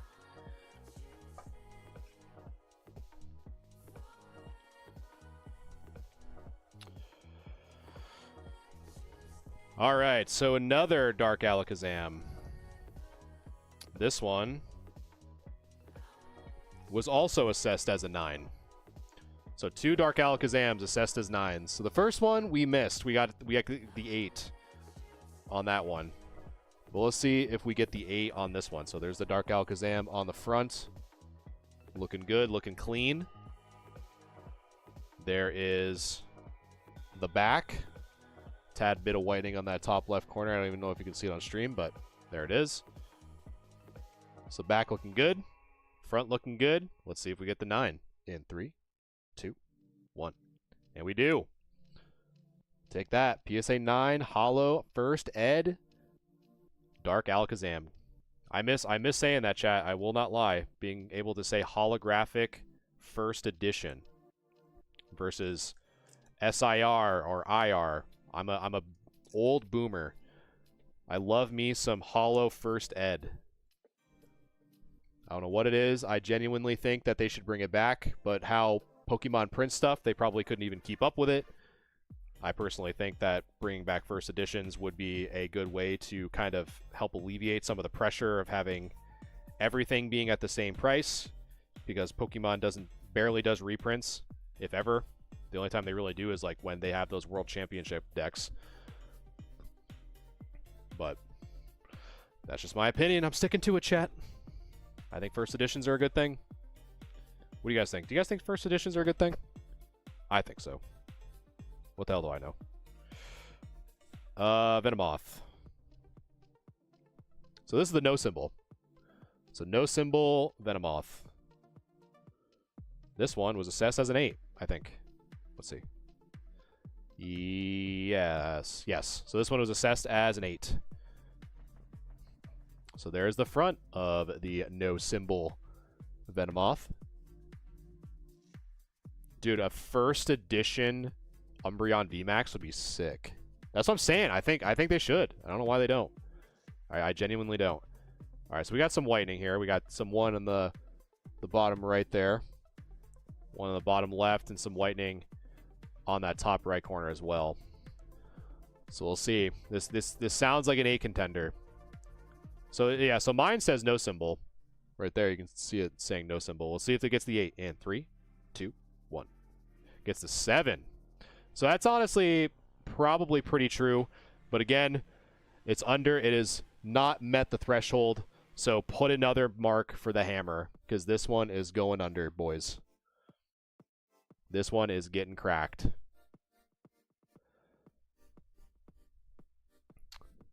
So we'll take a closer look at that one, just to make sure that we do our due diligence. So we got 2. We got 2 under the hammer. All right, another Victory Bell. So yeah, we're definitely in the jungle vein for sure. So this one was assessed as a PSA. Let's see.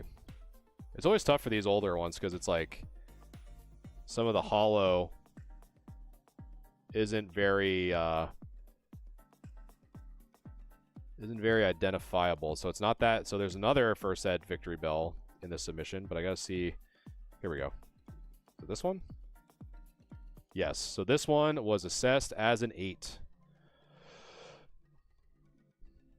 So First Ed Victory Bell from Jungle, assessed as an 8. There is the front.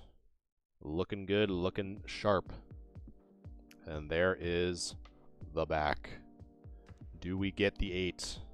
Or do we do worse? Do we get a 7 or a 5 or a 2? Who knows? We're about to find out. So Victory Bell. Does it get the 8 in 3, 2, 1?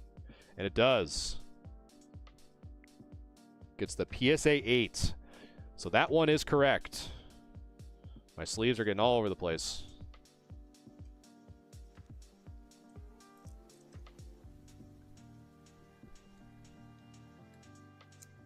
Apple keeping me honest. So we got a lot of 8s so far. That's what I've noticed. Because my 8 pile is getting pretty large.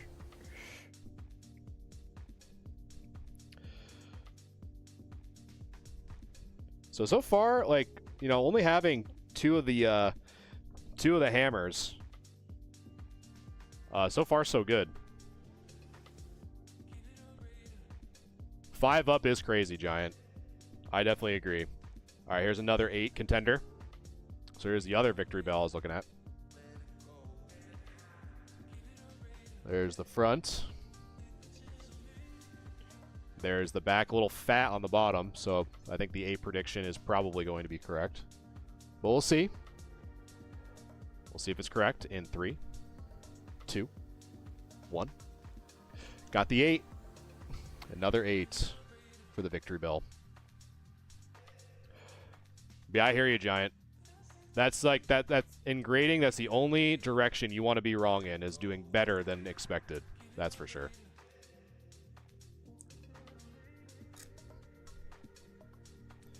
That is definitely correct.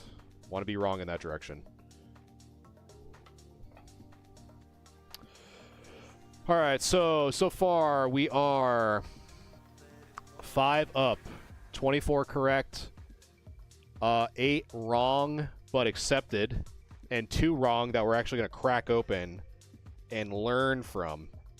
Or you can say that I'm so pissed that I got that grade that I'm just rage cracking it open. All right, Scyther.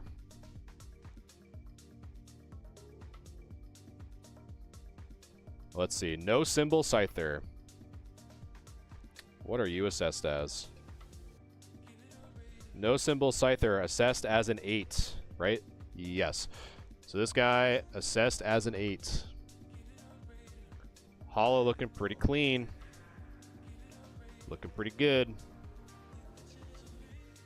The back, though, let's see. A little bit of whitening up there. So it'll probably still be an 8, probably a 7, just in case. But I think 8's still pretty good candidate. So let's see. The Scyther no symbol. See if it gets the 8 in 3, 2, 1. And it does. So it gets the 8. The Scyther no symbol.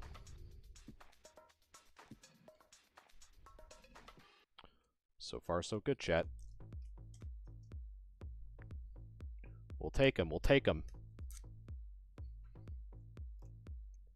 Are you guys big collectors or interested in any of the no symbol stuff? I'm kind of like on the fence. Like I think for me, like I think it's cool, like the no symbol error, like that they just like simply didn't print it. But it's not like for me, it's kind of like it's cool, you know. But it's not like oh my god, I need to pay a premium. I would prefer. I think how it goes for me, honestly, is first ed, no symbol, then unlimited. To be honest, like I don't value no symbols over first edition. So it's kind of like in the middle of the road.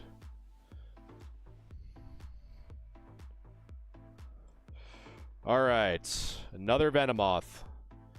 We got the lights are turned on, chat. We're getting moths. Moths are flooding the chat. So this one is an 8. Or assessed as an 8. It isn't an 8. We'll see. Because there are some pretty nasty print lines up there. We'll see if it actually gets the 8. That's ooh, we'll see.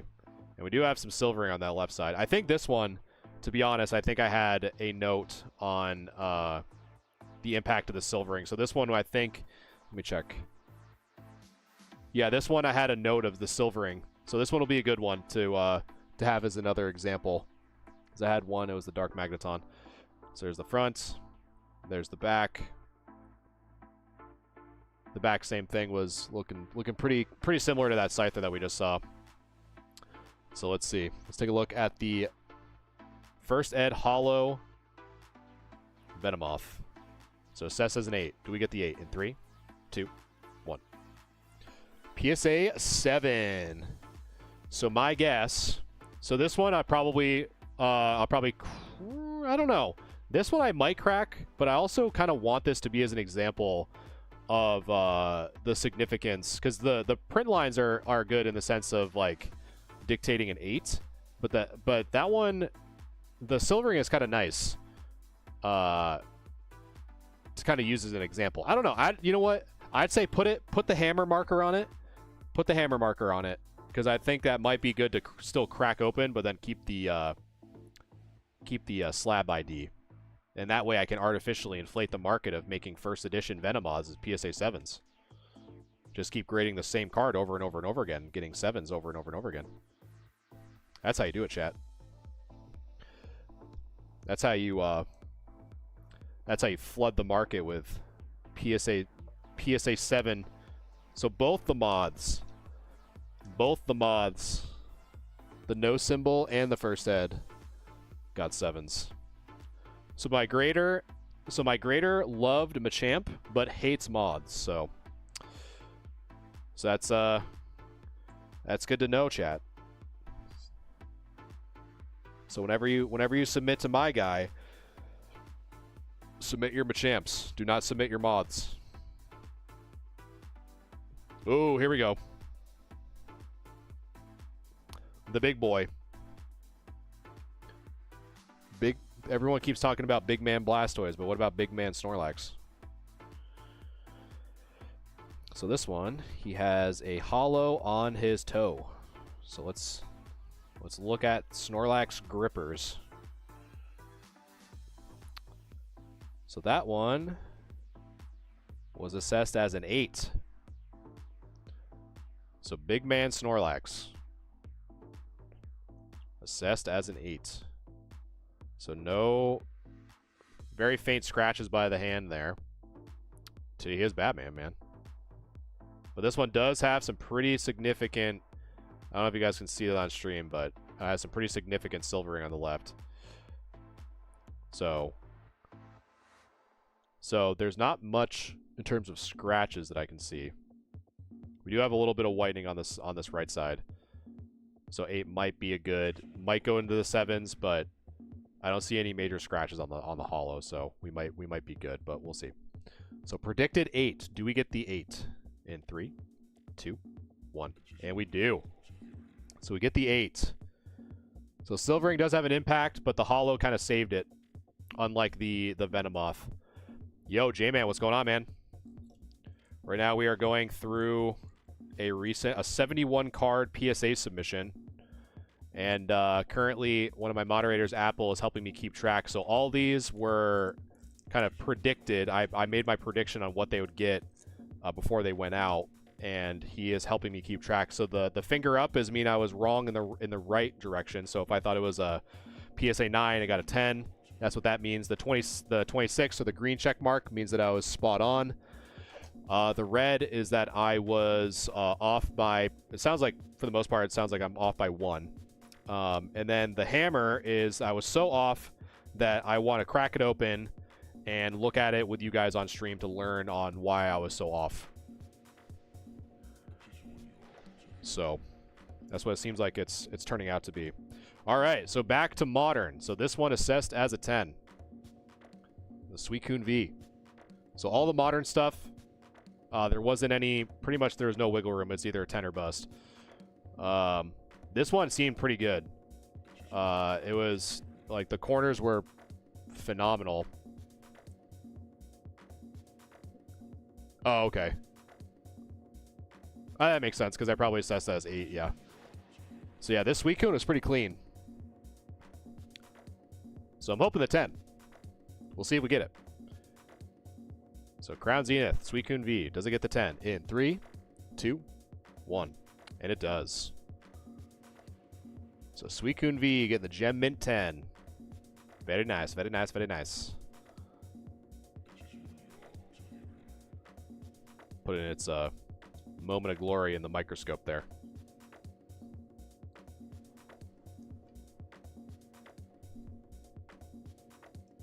I appreciate you sharing the live, J-Man. And nice thing too, J-Man, if it's your first time here, you're pretty much getting a little sneak peek on what's going to be on my online store in the coming weeks. So I still have a lot of graded stuff to put on there. I did send them out myself. Yep, a combination. So the modern stuff, all the modern stuff that you're seeing that I'm grading, so I consider modern like Sun and Moon, Sword and Shield, Scarlet and Violet. I all bought from like local game stores. And so, and then the vintage stuff I picked up, and actually a community member reached out to me to say, hey, you want to buy my collection? And I'm like, sure. All raw, like all these were graded, obviously, but. So this Rayquaza VMAX. Very clean, well centered. Looking good. The front looked good. Back. No white in corners. Looking good. Do we get the PSA 10 on the Rayquaza VMAX? Let's take a look. In 3, 2, 1. There it is. The Gem Mint 10. Gem Mint 10 Rayquaza. So yeah, that's really the only time I ever send out anything in the modern range is if I think it's going to be a 10. Like pretty much 9s or lower, like probably even 8s. Like 9s or whatever.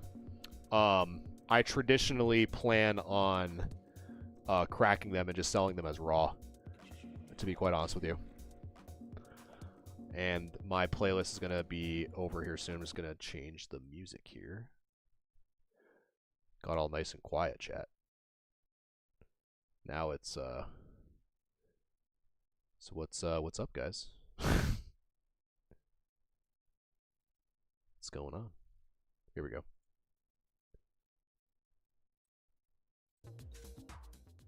There we go. How to do another playlist. All right. So yeah. So I'm probably thinking, you know, for modern, I'll probably just crack it if it doesn't get. I'd say most likely if any of these get, like the modern stuff gets 8s, I'm probably cracking it. 9, I have to just double. It's more of like I have to double check to verify that, you know, if it's an extra 15 or extra 20 for sales, I'll probably just keep it graded.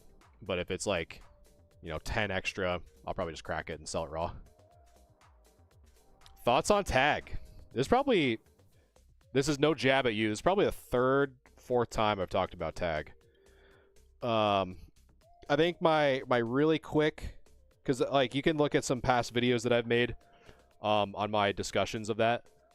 But I'd say, in short, I think it's a good concept to bring into the market. But I'm always hesitant to accept things or ideas that are like, it's this way or the highway. Like it's this or that. There's no wiggle room. I think AI is good to introduce to the grading process. It shouldn't be the de facto, in my opinion. So no whitening on this one. But it'll be good. It'll be cool to see. To be honest, it'll be cool to see. But I think from an ROI or return on investment perspective, I'm going to stick with PSA until the market decides otherwise. So yeah, assessed as a 10. We'll see in 3, 2, 1. A 9. So the only thing I can think of is probably the centering on the top. So that one will mark as wrong. So I'll have to double check. My guess is that it's a centering on the top, both on the front and the back. So I'll have to double check that one to see if it's worth keeping graded as a 9 or if it's just easier just to crack it open and sell it raw. So. Dang it. I don't know why, like, Ribeye, when you said it like that, I don't know why I had, like, in my head that it was like, you said it with, like, a lisp. Like, God dang it. The Benetti. The Benetti. Very nice looking card. So this one, yeah, Cess has a 10. Let's take a look, front, back. Looks good. Maybe a little off center on that left side, but should be pretty good. Let's see. Do we get the 10? In 3, 2, 1. Gets the 8. Throw down a hammer, Apple, because this one's getting cracked. We're going to find out why this bad boy got an 8 for sure. This one's going to go into deep analysis. We're going to put that into the crack pile.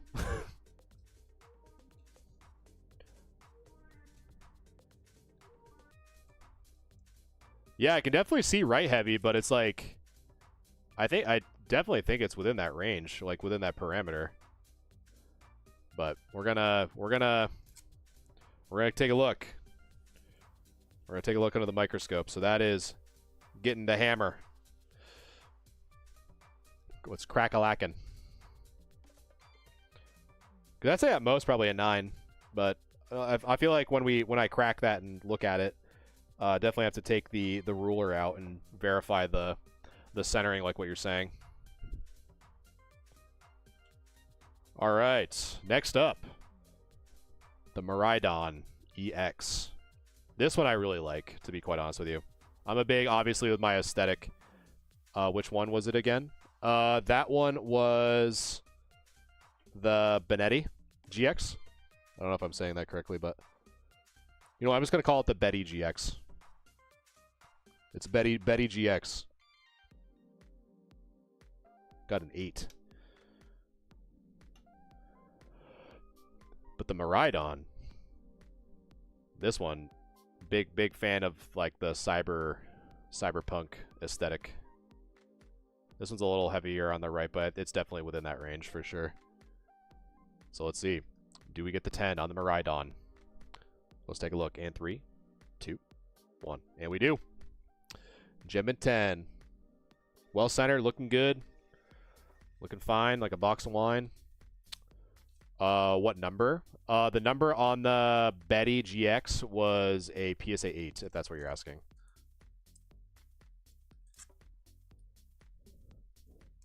So that one's getting the hammer for sure.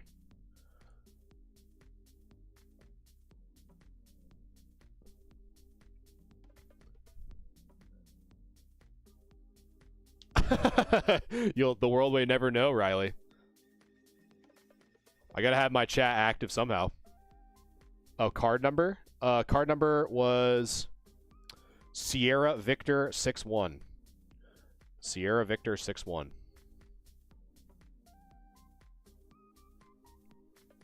We're talking about the card number, like the set number. All right, so next up, got a Japanese Dark Magneton assessed as a PSA 9. Wow, 952. Compared to what as near mint? Probably the same. That's why, like, if it's like that's my exact point.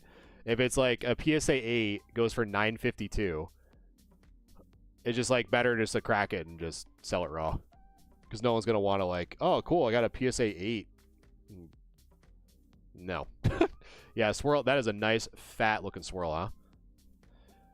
So we'll see. So Cess is a 9. Looks good to me. There's a lot of dust on it, but looks pretty good. So we'll see if we get the 9 or not. On the Dark Magneton in 3, 2, 1. And we do. Nice little swirl there. PSA 9.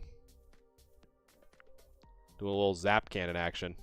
That's why I love swirls, man. Swirls make it look like adds a little bit more to the artwork.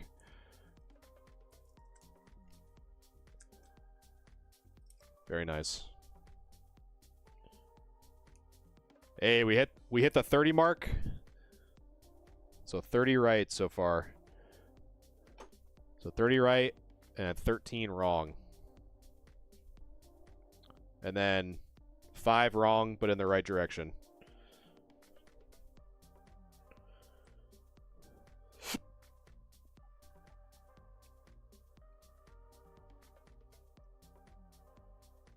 Let's see. Man, if only I could get this stuff off me. There we go. All right, we hit the halfway point, chat. At the halfway point of the box. All right, Koraidon. Front looking good, from what I can tell. Again, assessed as a 10. No whitening on the corners, looking good. That's on the case, that little, like, what looks to be like salt.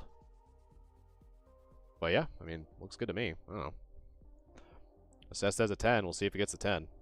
In 3, 2, 1. And it gets the near mint 8. Huh. Interesting. Put it as the hammer. Yes. I'd agree, Apple.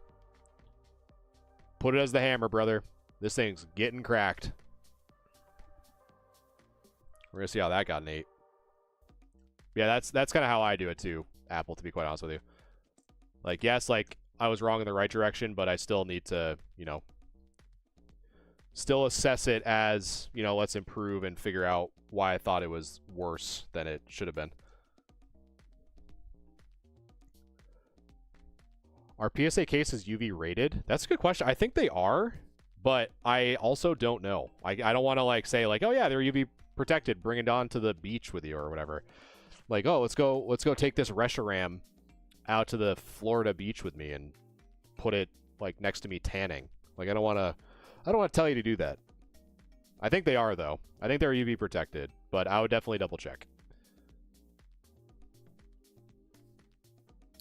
Are they airtight? I don't believe so. I don't believe they're like, there's like meaning like there's no oxygen or like any air inside the sealed case. I don't think they suck that out. Because I've heard of instances where like the cards can get moldy, but I also don't know what the conditions that were put them in. So I want to say that you should be good. Want to have a grand time? That's crazy. All right, so this one assessed as a 10. Let's see if we get the 10. In 3, 2, 1. And we do. The Reshi Gem in 10. Beautiful. 2019. 6 years ago, chat. Feel old yet? With Nitro? Oh, okay. Yeah, I probably should know a little bit more on, like, the actual process. Like, aside from just, like, the grade that they give it. Be kind of cool just to, like, know that. Alright, Walking Wake. Looking good. No crazy issues there on the front, from what I could tell. No significant whitening on the corners that I can tell. So the 10 prediction should be good. Bottom heavy. Maybe a little bit, but like I think it's definitely within that 55-45. I mean, I know the back is a little bit more lenient, but I think we're still there. But let's see. Walking Wake. Does it get the 10 in 3, 2, 1? And it does. Walking Wake, Gem in 10. Looking good. The crazy lizard boy. Yeah, they never disclosed it. I mean, that makes sense, right? Because it's part of their... It's kind of like part of their business model, right? So they don't want to, like, disclose their trade secrets if they consider it as a trade secret. On, like, how they seal their... Because then that, and you don't want to tell people that are trying to counterfeit these cards. They don't want to really tell them, like, how it's done, right? So you don't want to help them improve their technology of getting better at making fakes. You don't want them to be able to do that.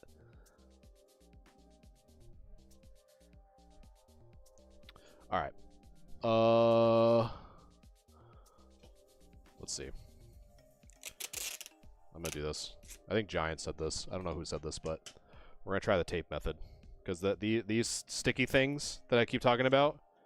I probably would have been offline a half an hour ago. Had I not just been constantly trying to get this stuff off my hands.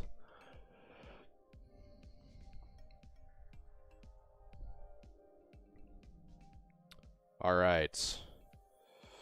Scyther. First edition. Going back to the jungles. Let's see. So this one. This one was assessed as an 8. More 8s. 8s galore. The holo was pretty clean. So front's good. Back's got some whitening there in the top right. Some whitening on the bottom left and on the bottom right as well. So pretty strong 8, I would say. Might get the 9, but probably the 8. That's what was predicted, but we'll see if we get lucky. And 3, 2, 1. Nope. So it was the 8. So predicted the 8. Got the 8. We're getting there, chat. We're dialing. Dude, it's crazy. The sticky tabs, man. So far, it's working. The tape method. The tape method is working currently, which I'm a fan of. I'm running out of 8 spots. Put it there, I guess. I don't know.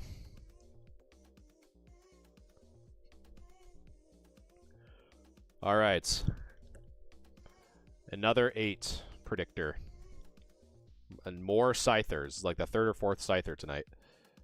So the holo pretty good. Front looking good. Take a look at the back. So we got some whitening on those corners for sure. Some fuzzies left over from some of that extra card stock. We'll see if it actually does get the 8 or not, but to be honest, it might even get the 7, but it was predicted 8 because of that. Looks like the blades were pretty dull. Got my photos of the cards before the grading was done, and it looked like a lot of damage was done. Sometimes, depending on what scanner they use, doesn't seem like they really clean it often. So, like, for example, when I get scans, like, it looks like my card, like, is severely scratched, but in reality, it's just the sleeve and whatever going through the process. Alright, so predicted as an 8. Does it get the 8? Probably a 7 after seeing that, but we'll see. And 3, 2, 1. A 5, chat. A 5. Hold up. A 5. Put that on the hammer for sure, Apple, for sure. A 5 is crazy. Who knows? Yeah, that one's definitely getting the Hammer of Dawn for sure. That one's definitely getting the Hammer of Dawn. We're gonna see why that silly little Scyther got a 5. Trust me, Corey. That's what we're gonna be doing. Anything that gets marked as the hammer is getting cracked because we're gonna see why that card got the thing that it did. All right, so this one. That's crazy. A 5. This one assessed as a 9. Assessed as a 9. Well, let's see if we actually get it after that. I'll buy it before the hammer. You buy it right off the chopping block. All right, so this one's assessed as a 9. We'll actually see if it does get it. So there's the front. And there's the back. The corners on this one are actually really clean. So we'll see if we get the 9 or not.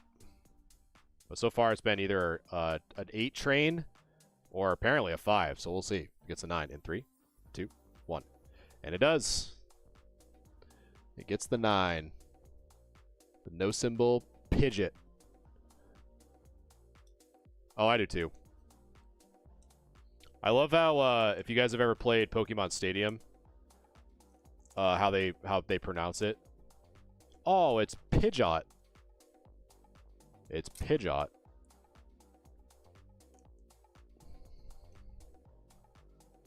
Unless that's how it's supposed to be said, and I've just been wrong this entire time. You actually like that one without the symbol? Yeah, it does look pretty sick.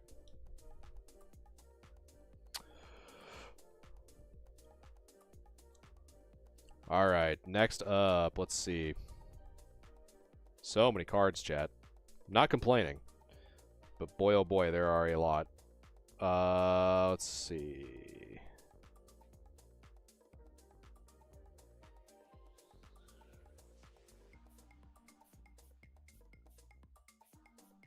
This one was assessed as an 8. Sounds good, Apple. I got you, brother. So this pincer was assessed as an 8. So let's take a look. There's that. There's the front. There's the back. With some more whitening on that right side. So let's see. Does it get the 8? The pincer hollow in 3, 2, 1. Gets the 7. Put another one on the hammer. This one's getting cracked. For sure. Take a look at that a little bit closer under the microscope.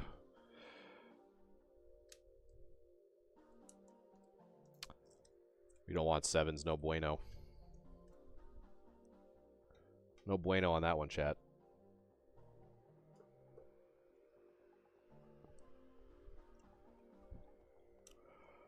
But yeah, that one's getting the hammer treatment for sure. All right, next one, another 8. What's happening right now? We are currently doing a... So I got a 71 card PSA return back on Thursday. Reviewing it now. But Apple, one of my moderators, so I pre-predicted what I thought these cards would get as a PSA grade. And so the green check marks are all the ones that I've gotten right so far. The finger up is I got them wrong, but so for example, if I thought I would get a 9, I got a 10, so like wrong in the right direction. 9 was wrong by 1 in the negative direction, and then 7, or the hammer, is that it was wrong, and I want to crack it open to review it with you guys on stream to see if it actually truly warranted that grade or not. So for example, after looking at my notes, so I assessed this pincer, this no symbol pincer, as a PSA 8. So there is the front. Yeah, so yeah, plus or minus 2 with the exception of that crazy sight there. I don't know what the hell the 5. I don't know what that was about, but so we'll see if we get this as an 8 in 3, 2, 1.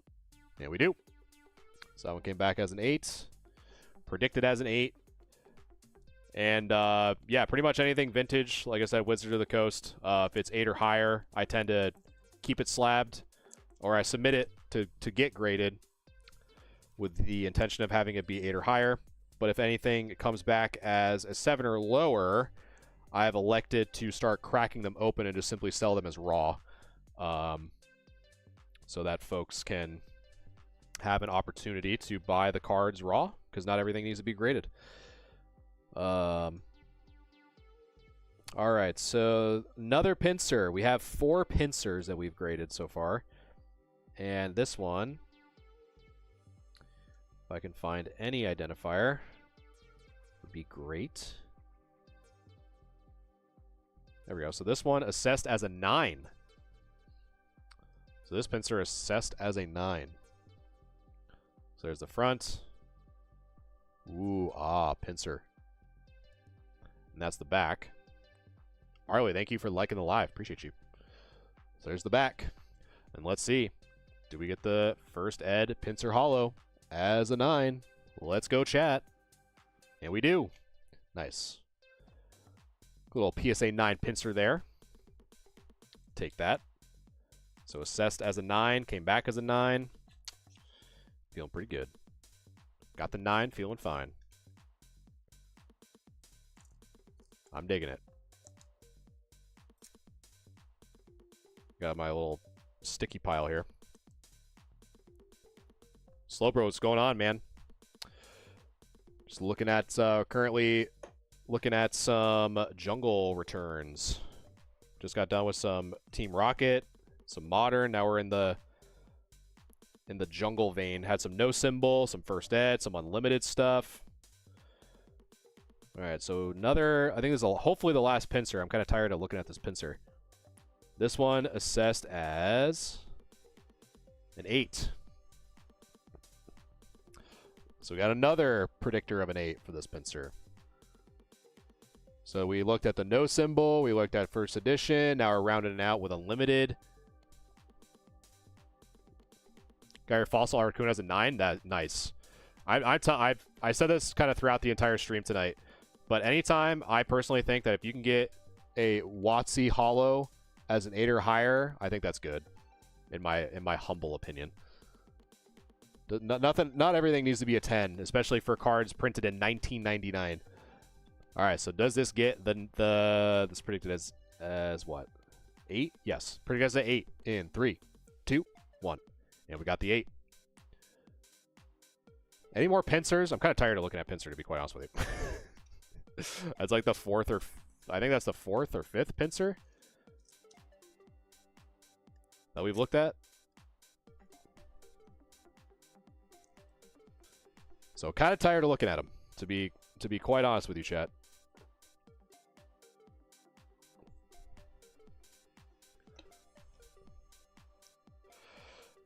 And yet another Scyther. This Scyther. First off, I'm having negative thoughts about Scyther right now. Not a big fan of getting a PSA 5 on the Scyther. So this one was assessed as a 9. First edition Scyther. So there is the front of the Scyther. There is the back. So we'll see. Do we get the 9? Take a look at that hollow one more time. Nothing, no scratches, I can tell. So we'll see. Does it get the 9? In 3, 2, 1. And it gets the 8. Off by 1, chat. Woe is me. Just taking a look. Some whitening on that top left, I guess. And some surface scratches there. I mean, I guess I could see it. A little bit of whitening on that right side. Probably a soft 9, hard 8, which ended up ending up getting the 8. Scyther and Dragonite are my faves from 151. I love Scyther, man. Like, the whole forest was so sick. The Safari Zone. And Scyther and getting all that and, like, getting the Dratini fishing was always so cool.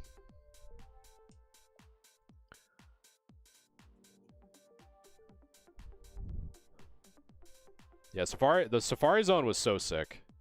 Because, like, every single mon in there was, like, just cracked out of their mind.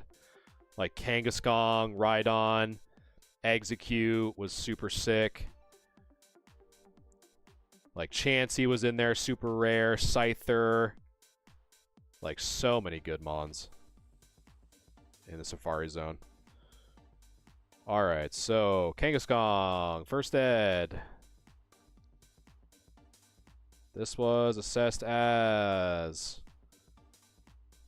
This one was assessed as a 9. The Kangaskong. This one's going to be hard because colorless are... Oh, yeah, dude. Safari Zone. We got the rare candies. Oh, you can't forget about the gold teeth that some old man just dropped out of his mouth, and as a kid, you just go pick them up. It's like, hey, I found some dentures just lying in the forest. Good thing I picked them up, I guess. So this one was assessed as a 9. So some more whitening on that right side and the left, so I doubt it'll get the 9, but we shall see. It's what I predicted. No going back now, chat. So assessed as a 9. Let's see if we got it in 3, 2, 1. Came back as an 8. So I think that's fair for the whitening on the back. Oh, yeah, for sure. I definitely believe it. 3,200. Yeah, Kangaskong, Vaporeon, Snorlax, just like colorless.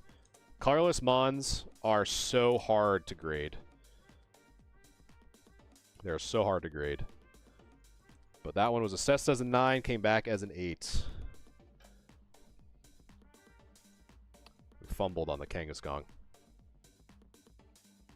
My little sticky pile is gonna change out.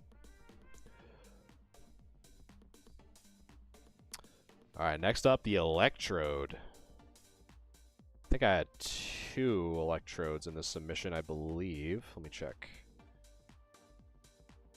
Both assessed as... Oh, this one... Hold on. This one was assessed as... a 9. So this Electrode, right? No symbol? Yes, no symbol was assessed as a 9. So there is the front of the Electrode. There is the back. A little chonky on the top. But the back a little bit more lenient than the front. But we'll see if that makes or breaks the 9 prediction for the Electrode. Hollow, no symbol. Does it get the 9? In 3, 2, 1. And it gets the 9. So good. I think we were probably pretty close to getting an 8 there. To be quite honest with you. But we made it. We got the 9.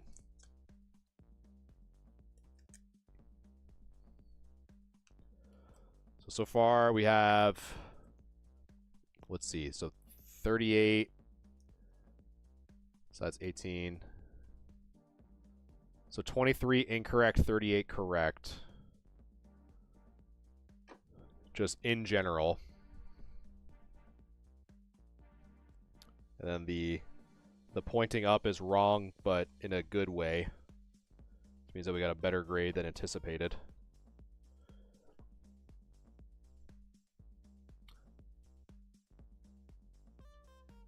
Over, yeah, the batting average, man. We're getting there. Let's see, Mr. Mime. This one was assessed as, let's see, so I got 2 of these bad boys. So this one, or was it? Let's see.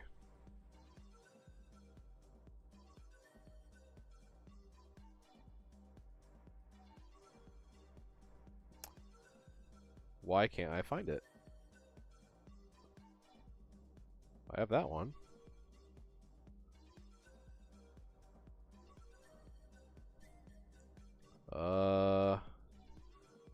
I can't find this one, chat. Oh, here we go. I found it. There we go. Had to really look in close. So this one was assessed as a 8. So there's the front. Or wait, no. No, this one's assessed as a 9. The 8 is assessed... I should have a no symbol coming up. That's the 8. Okay. So this one is assessed as a 9. There we go. I'm getting it right now. The no symbols and unlimited in the first edition, they're getting too tough, chat, to keep up with. So there is the front of the Mr. Mime. And there's the back, and that definitely... I don't know why I thought that was going to get a 9. It's probably going to get an 8. I don't know why I thought. That left edge is jank. That one's a fumble for sure, chat. Well, we got to eat it. I doubt it'll get the 9. It'll probably get the 8, but... In 3, 2, 1. Yep. This whole right side is... I don't know why I thought that was going to get the 9. Who knows? That one was a fumble for sure.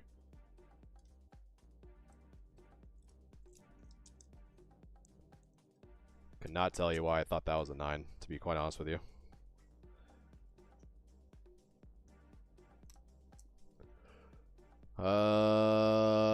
Sure, why not? My 8 pile is getting crazy.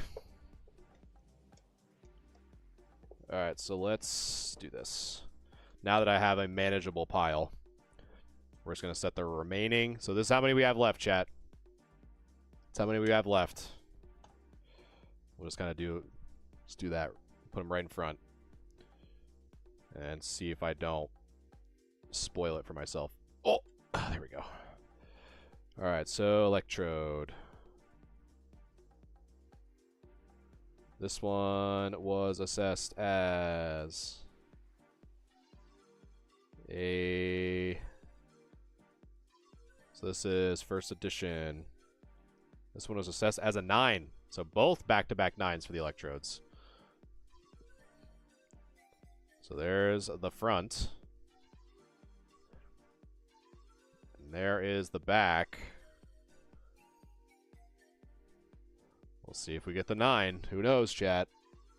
3, 2, 1. And we did. So both electrodes, the no symbol and the first ed, coming back as 9s. We take that. Saw a video where a guy put a $20 bill next to his card. That's so funny. Dude, I'm telling you, it's like... It's just so funny, man. Like, just grading as a concept is just such a funny thing. Like, we get our cards slabbed in cases by someone's prediction on what they think they're going to get. And now we're having AI do it, and people are getting... like, I sleeve the slab, and then there's, like, slab protectors, and there's going to be protectors for the protector for the slab. I'm glad to be born in the time that I am. That's for sure. In an era where protection is primary. Let's see. Clefable. No symbol. No symbol Clefable. Assessed as a 9, I think. Let's see.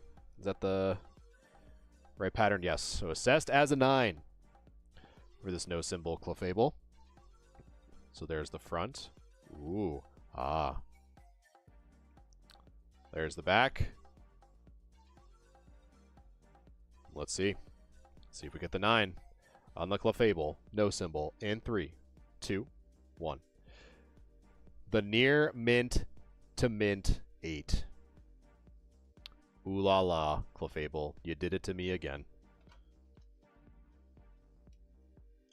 You proved me wrong, Clefable. You proved me wrong.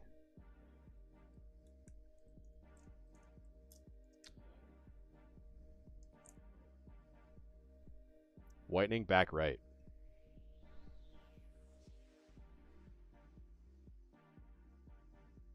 Yeah, the only white I probably see is that right corner right there. Oh, didn't mean to hit the camera. But no, I'll take it, man. Like I said, anything WotC 8 or higher, I'm definitely okay with.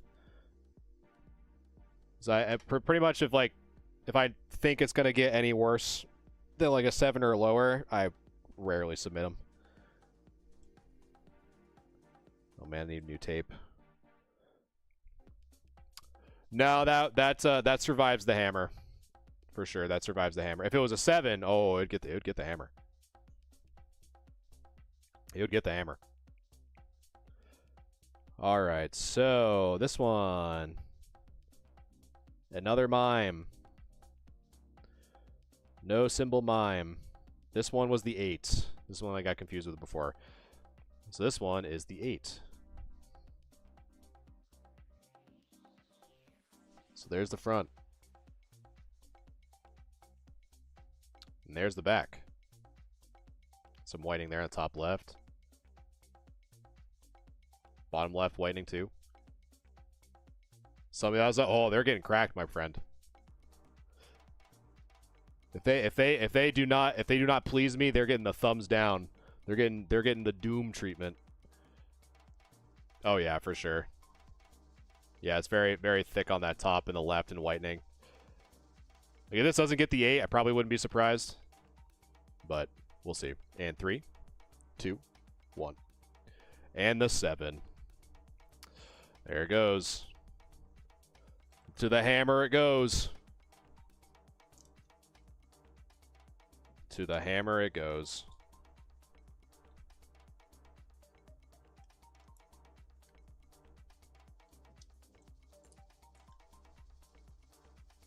Mr. Mime.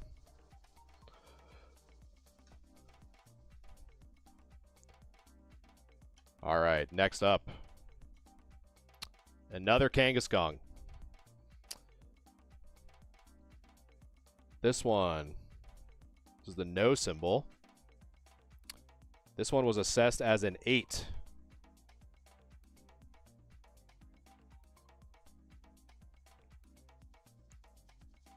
So it was pretty, the silvering is pretty good on this one for sure. Not in a good way. So there is the front. And there's the back. Some whitening on the top there, top right, bottom right. So 8 is a pretty good guess. So we'll take a look. Kangaskong, no symbol. Does it get the 8 in 3, 2, 1? And it does. Gets the 8. If I can run out of sleeves, chat. Run out of sleeves for my PSA slabs that are protecting my card.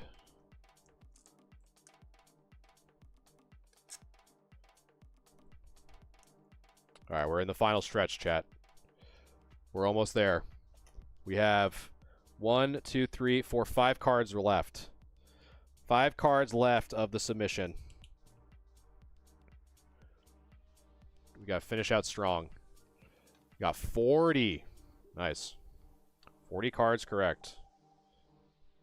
Alright, Nidoqueen. I think I have 2 of these in here. Let's see. I do.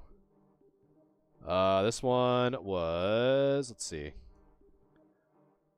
Is it that one? Alright, so yes, it's this one. So this one was assessed as a...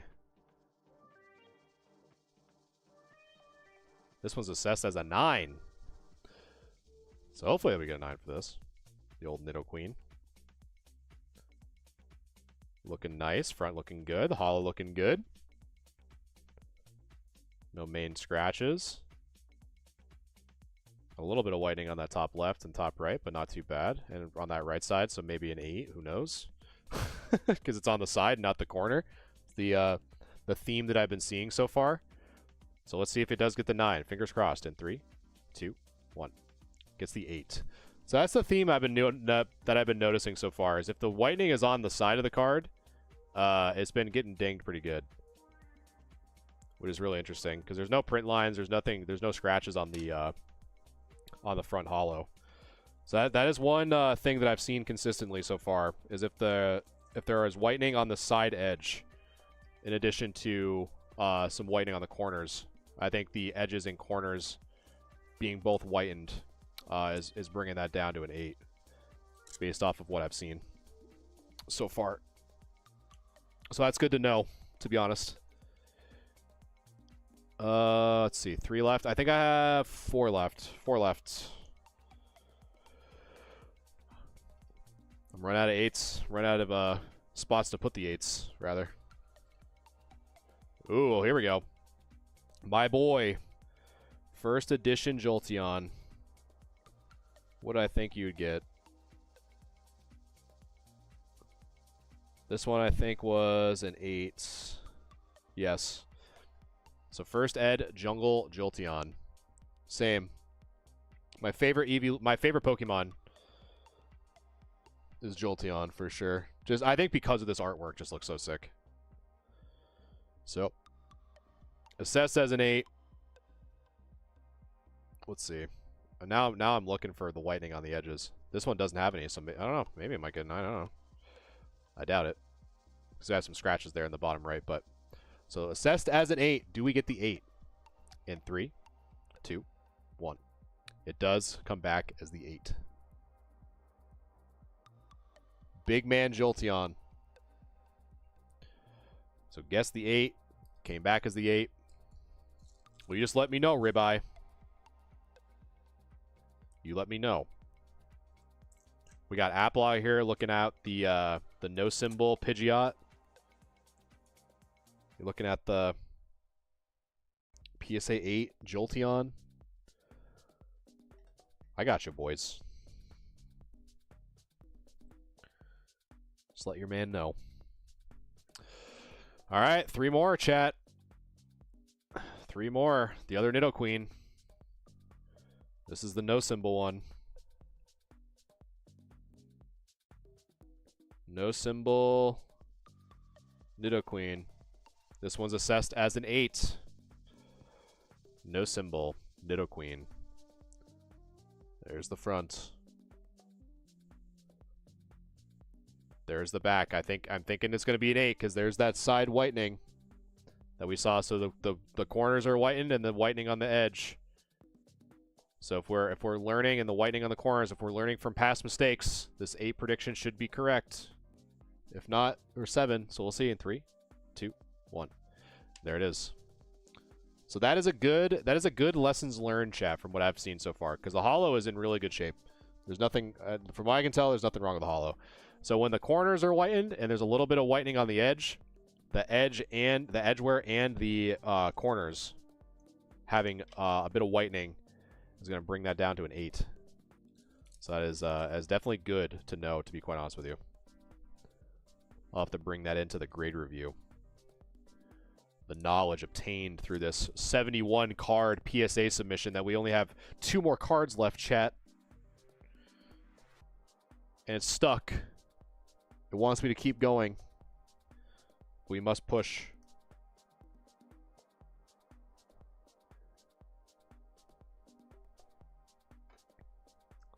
So let's see.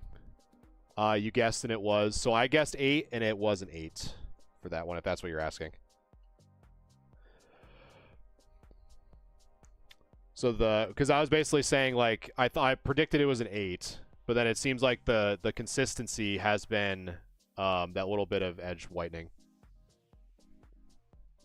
So I didn't do, like, restoration in the sense that you're probably thinking of. So all these cards did go through a cleaning process, but all I did was remove anything that was added onto the card already, such as dirt, debris, thumbprint, stuff like that. I never add anything to a card, like card wax or chemicals or ink or anything like that.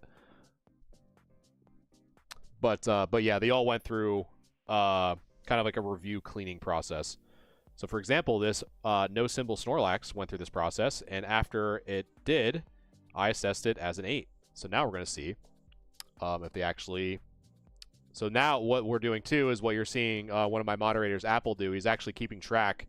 So I pre-predicted all of what I thought these cards would get after I sent them in, and now we're doing the reveal, and we're kind of keeping track on how accurate I was during the process. So this one, for example, I assessed as a PSA 8. So that's the front, and that's the back.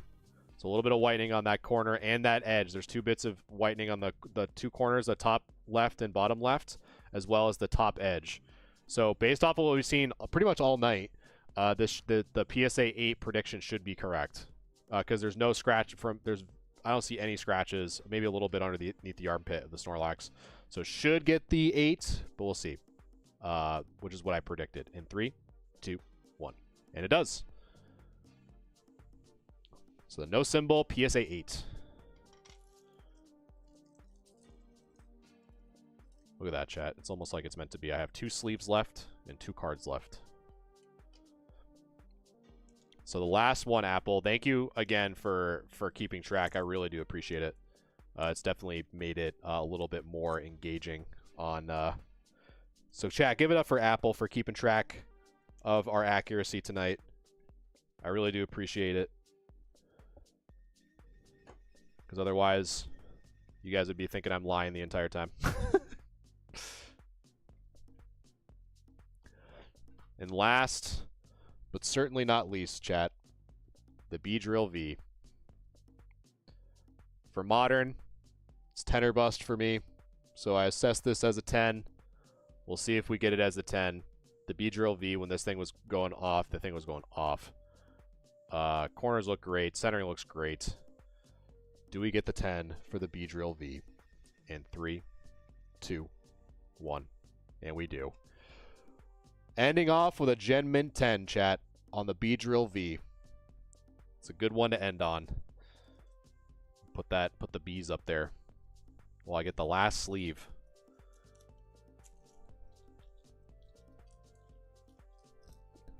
So there we go. The final stats. Apple has pinned the final stats. So in total, we got what? So 14. So we got 22. So 27. So 44 correct.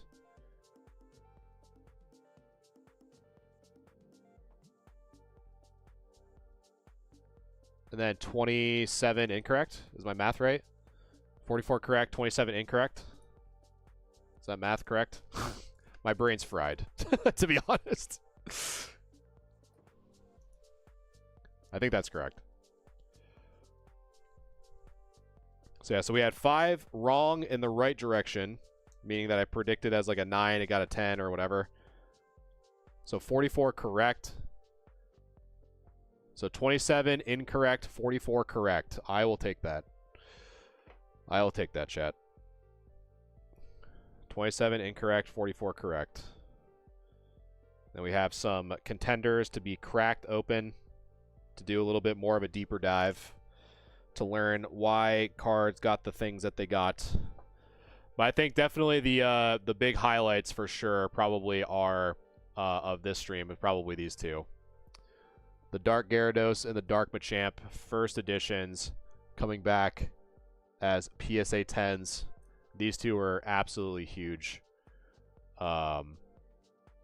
Definitely was not predicting any vintage stuff getting any 10s by any means.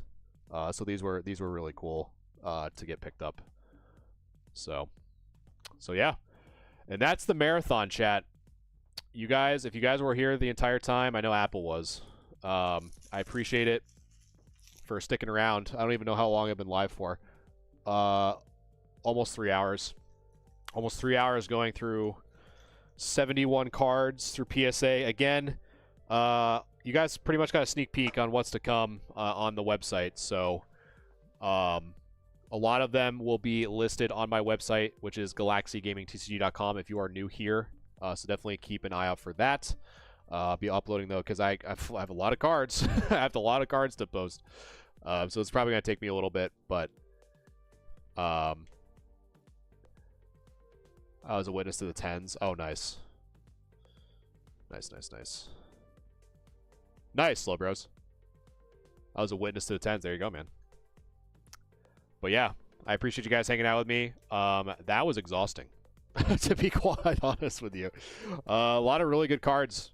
A lot of good 10s, a lot of good 9s. Obviously, there's some cards that we'll take a closer look at a later date. I'm gonna have those in the crack pile, and we'll learn together, learn through my mistakes, and keep on improving. That's pretty much it. So I appreciate you guys hanging out with me. As always, I really do appreciate it.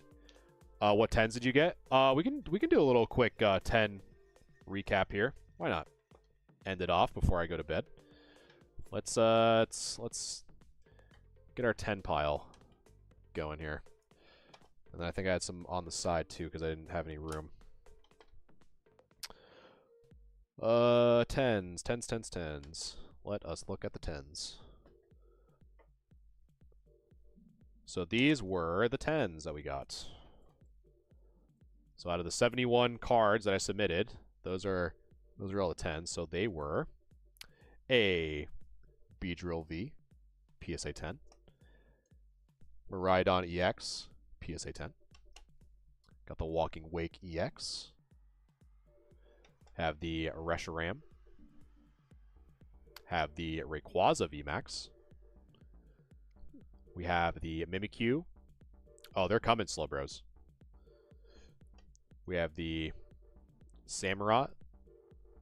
And then for the more, we got the other modern before I go to the vintage stuff. So Suicune V. And then for the vintage, all the Team Rocket stuff. So First Ed, PSA 10 Dark Machamp. Got a Japanese Rocket Sneak Attack, Gym 10. And then the first edition Holo Dark Gyarados with a nasty swirl in the corner. Very nice. So yeah, those are the vintage 10s, and the rest were modern 10s. Because for me, with with modern, it's pretty much 10 or bust. So there's a few 8s. I think I got 1 8 and 1 9 for modern, but the rest I submitted were 10s, which is what you saw. And yeah.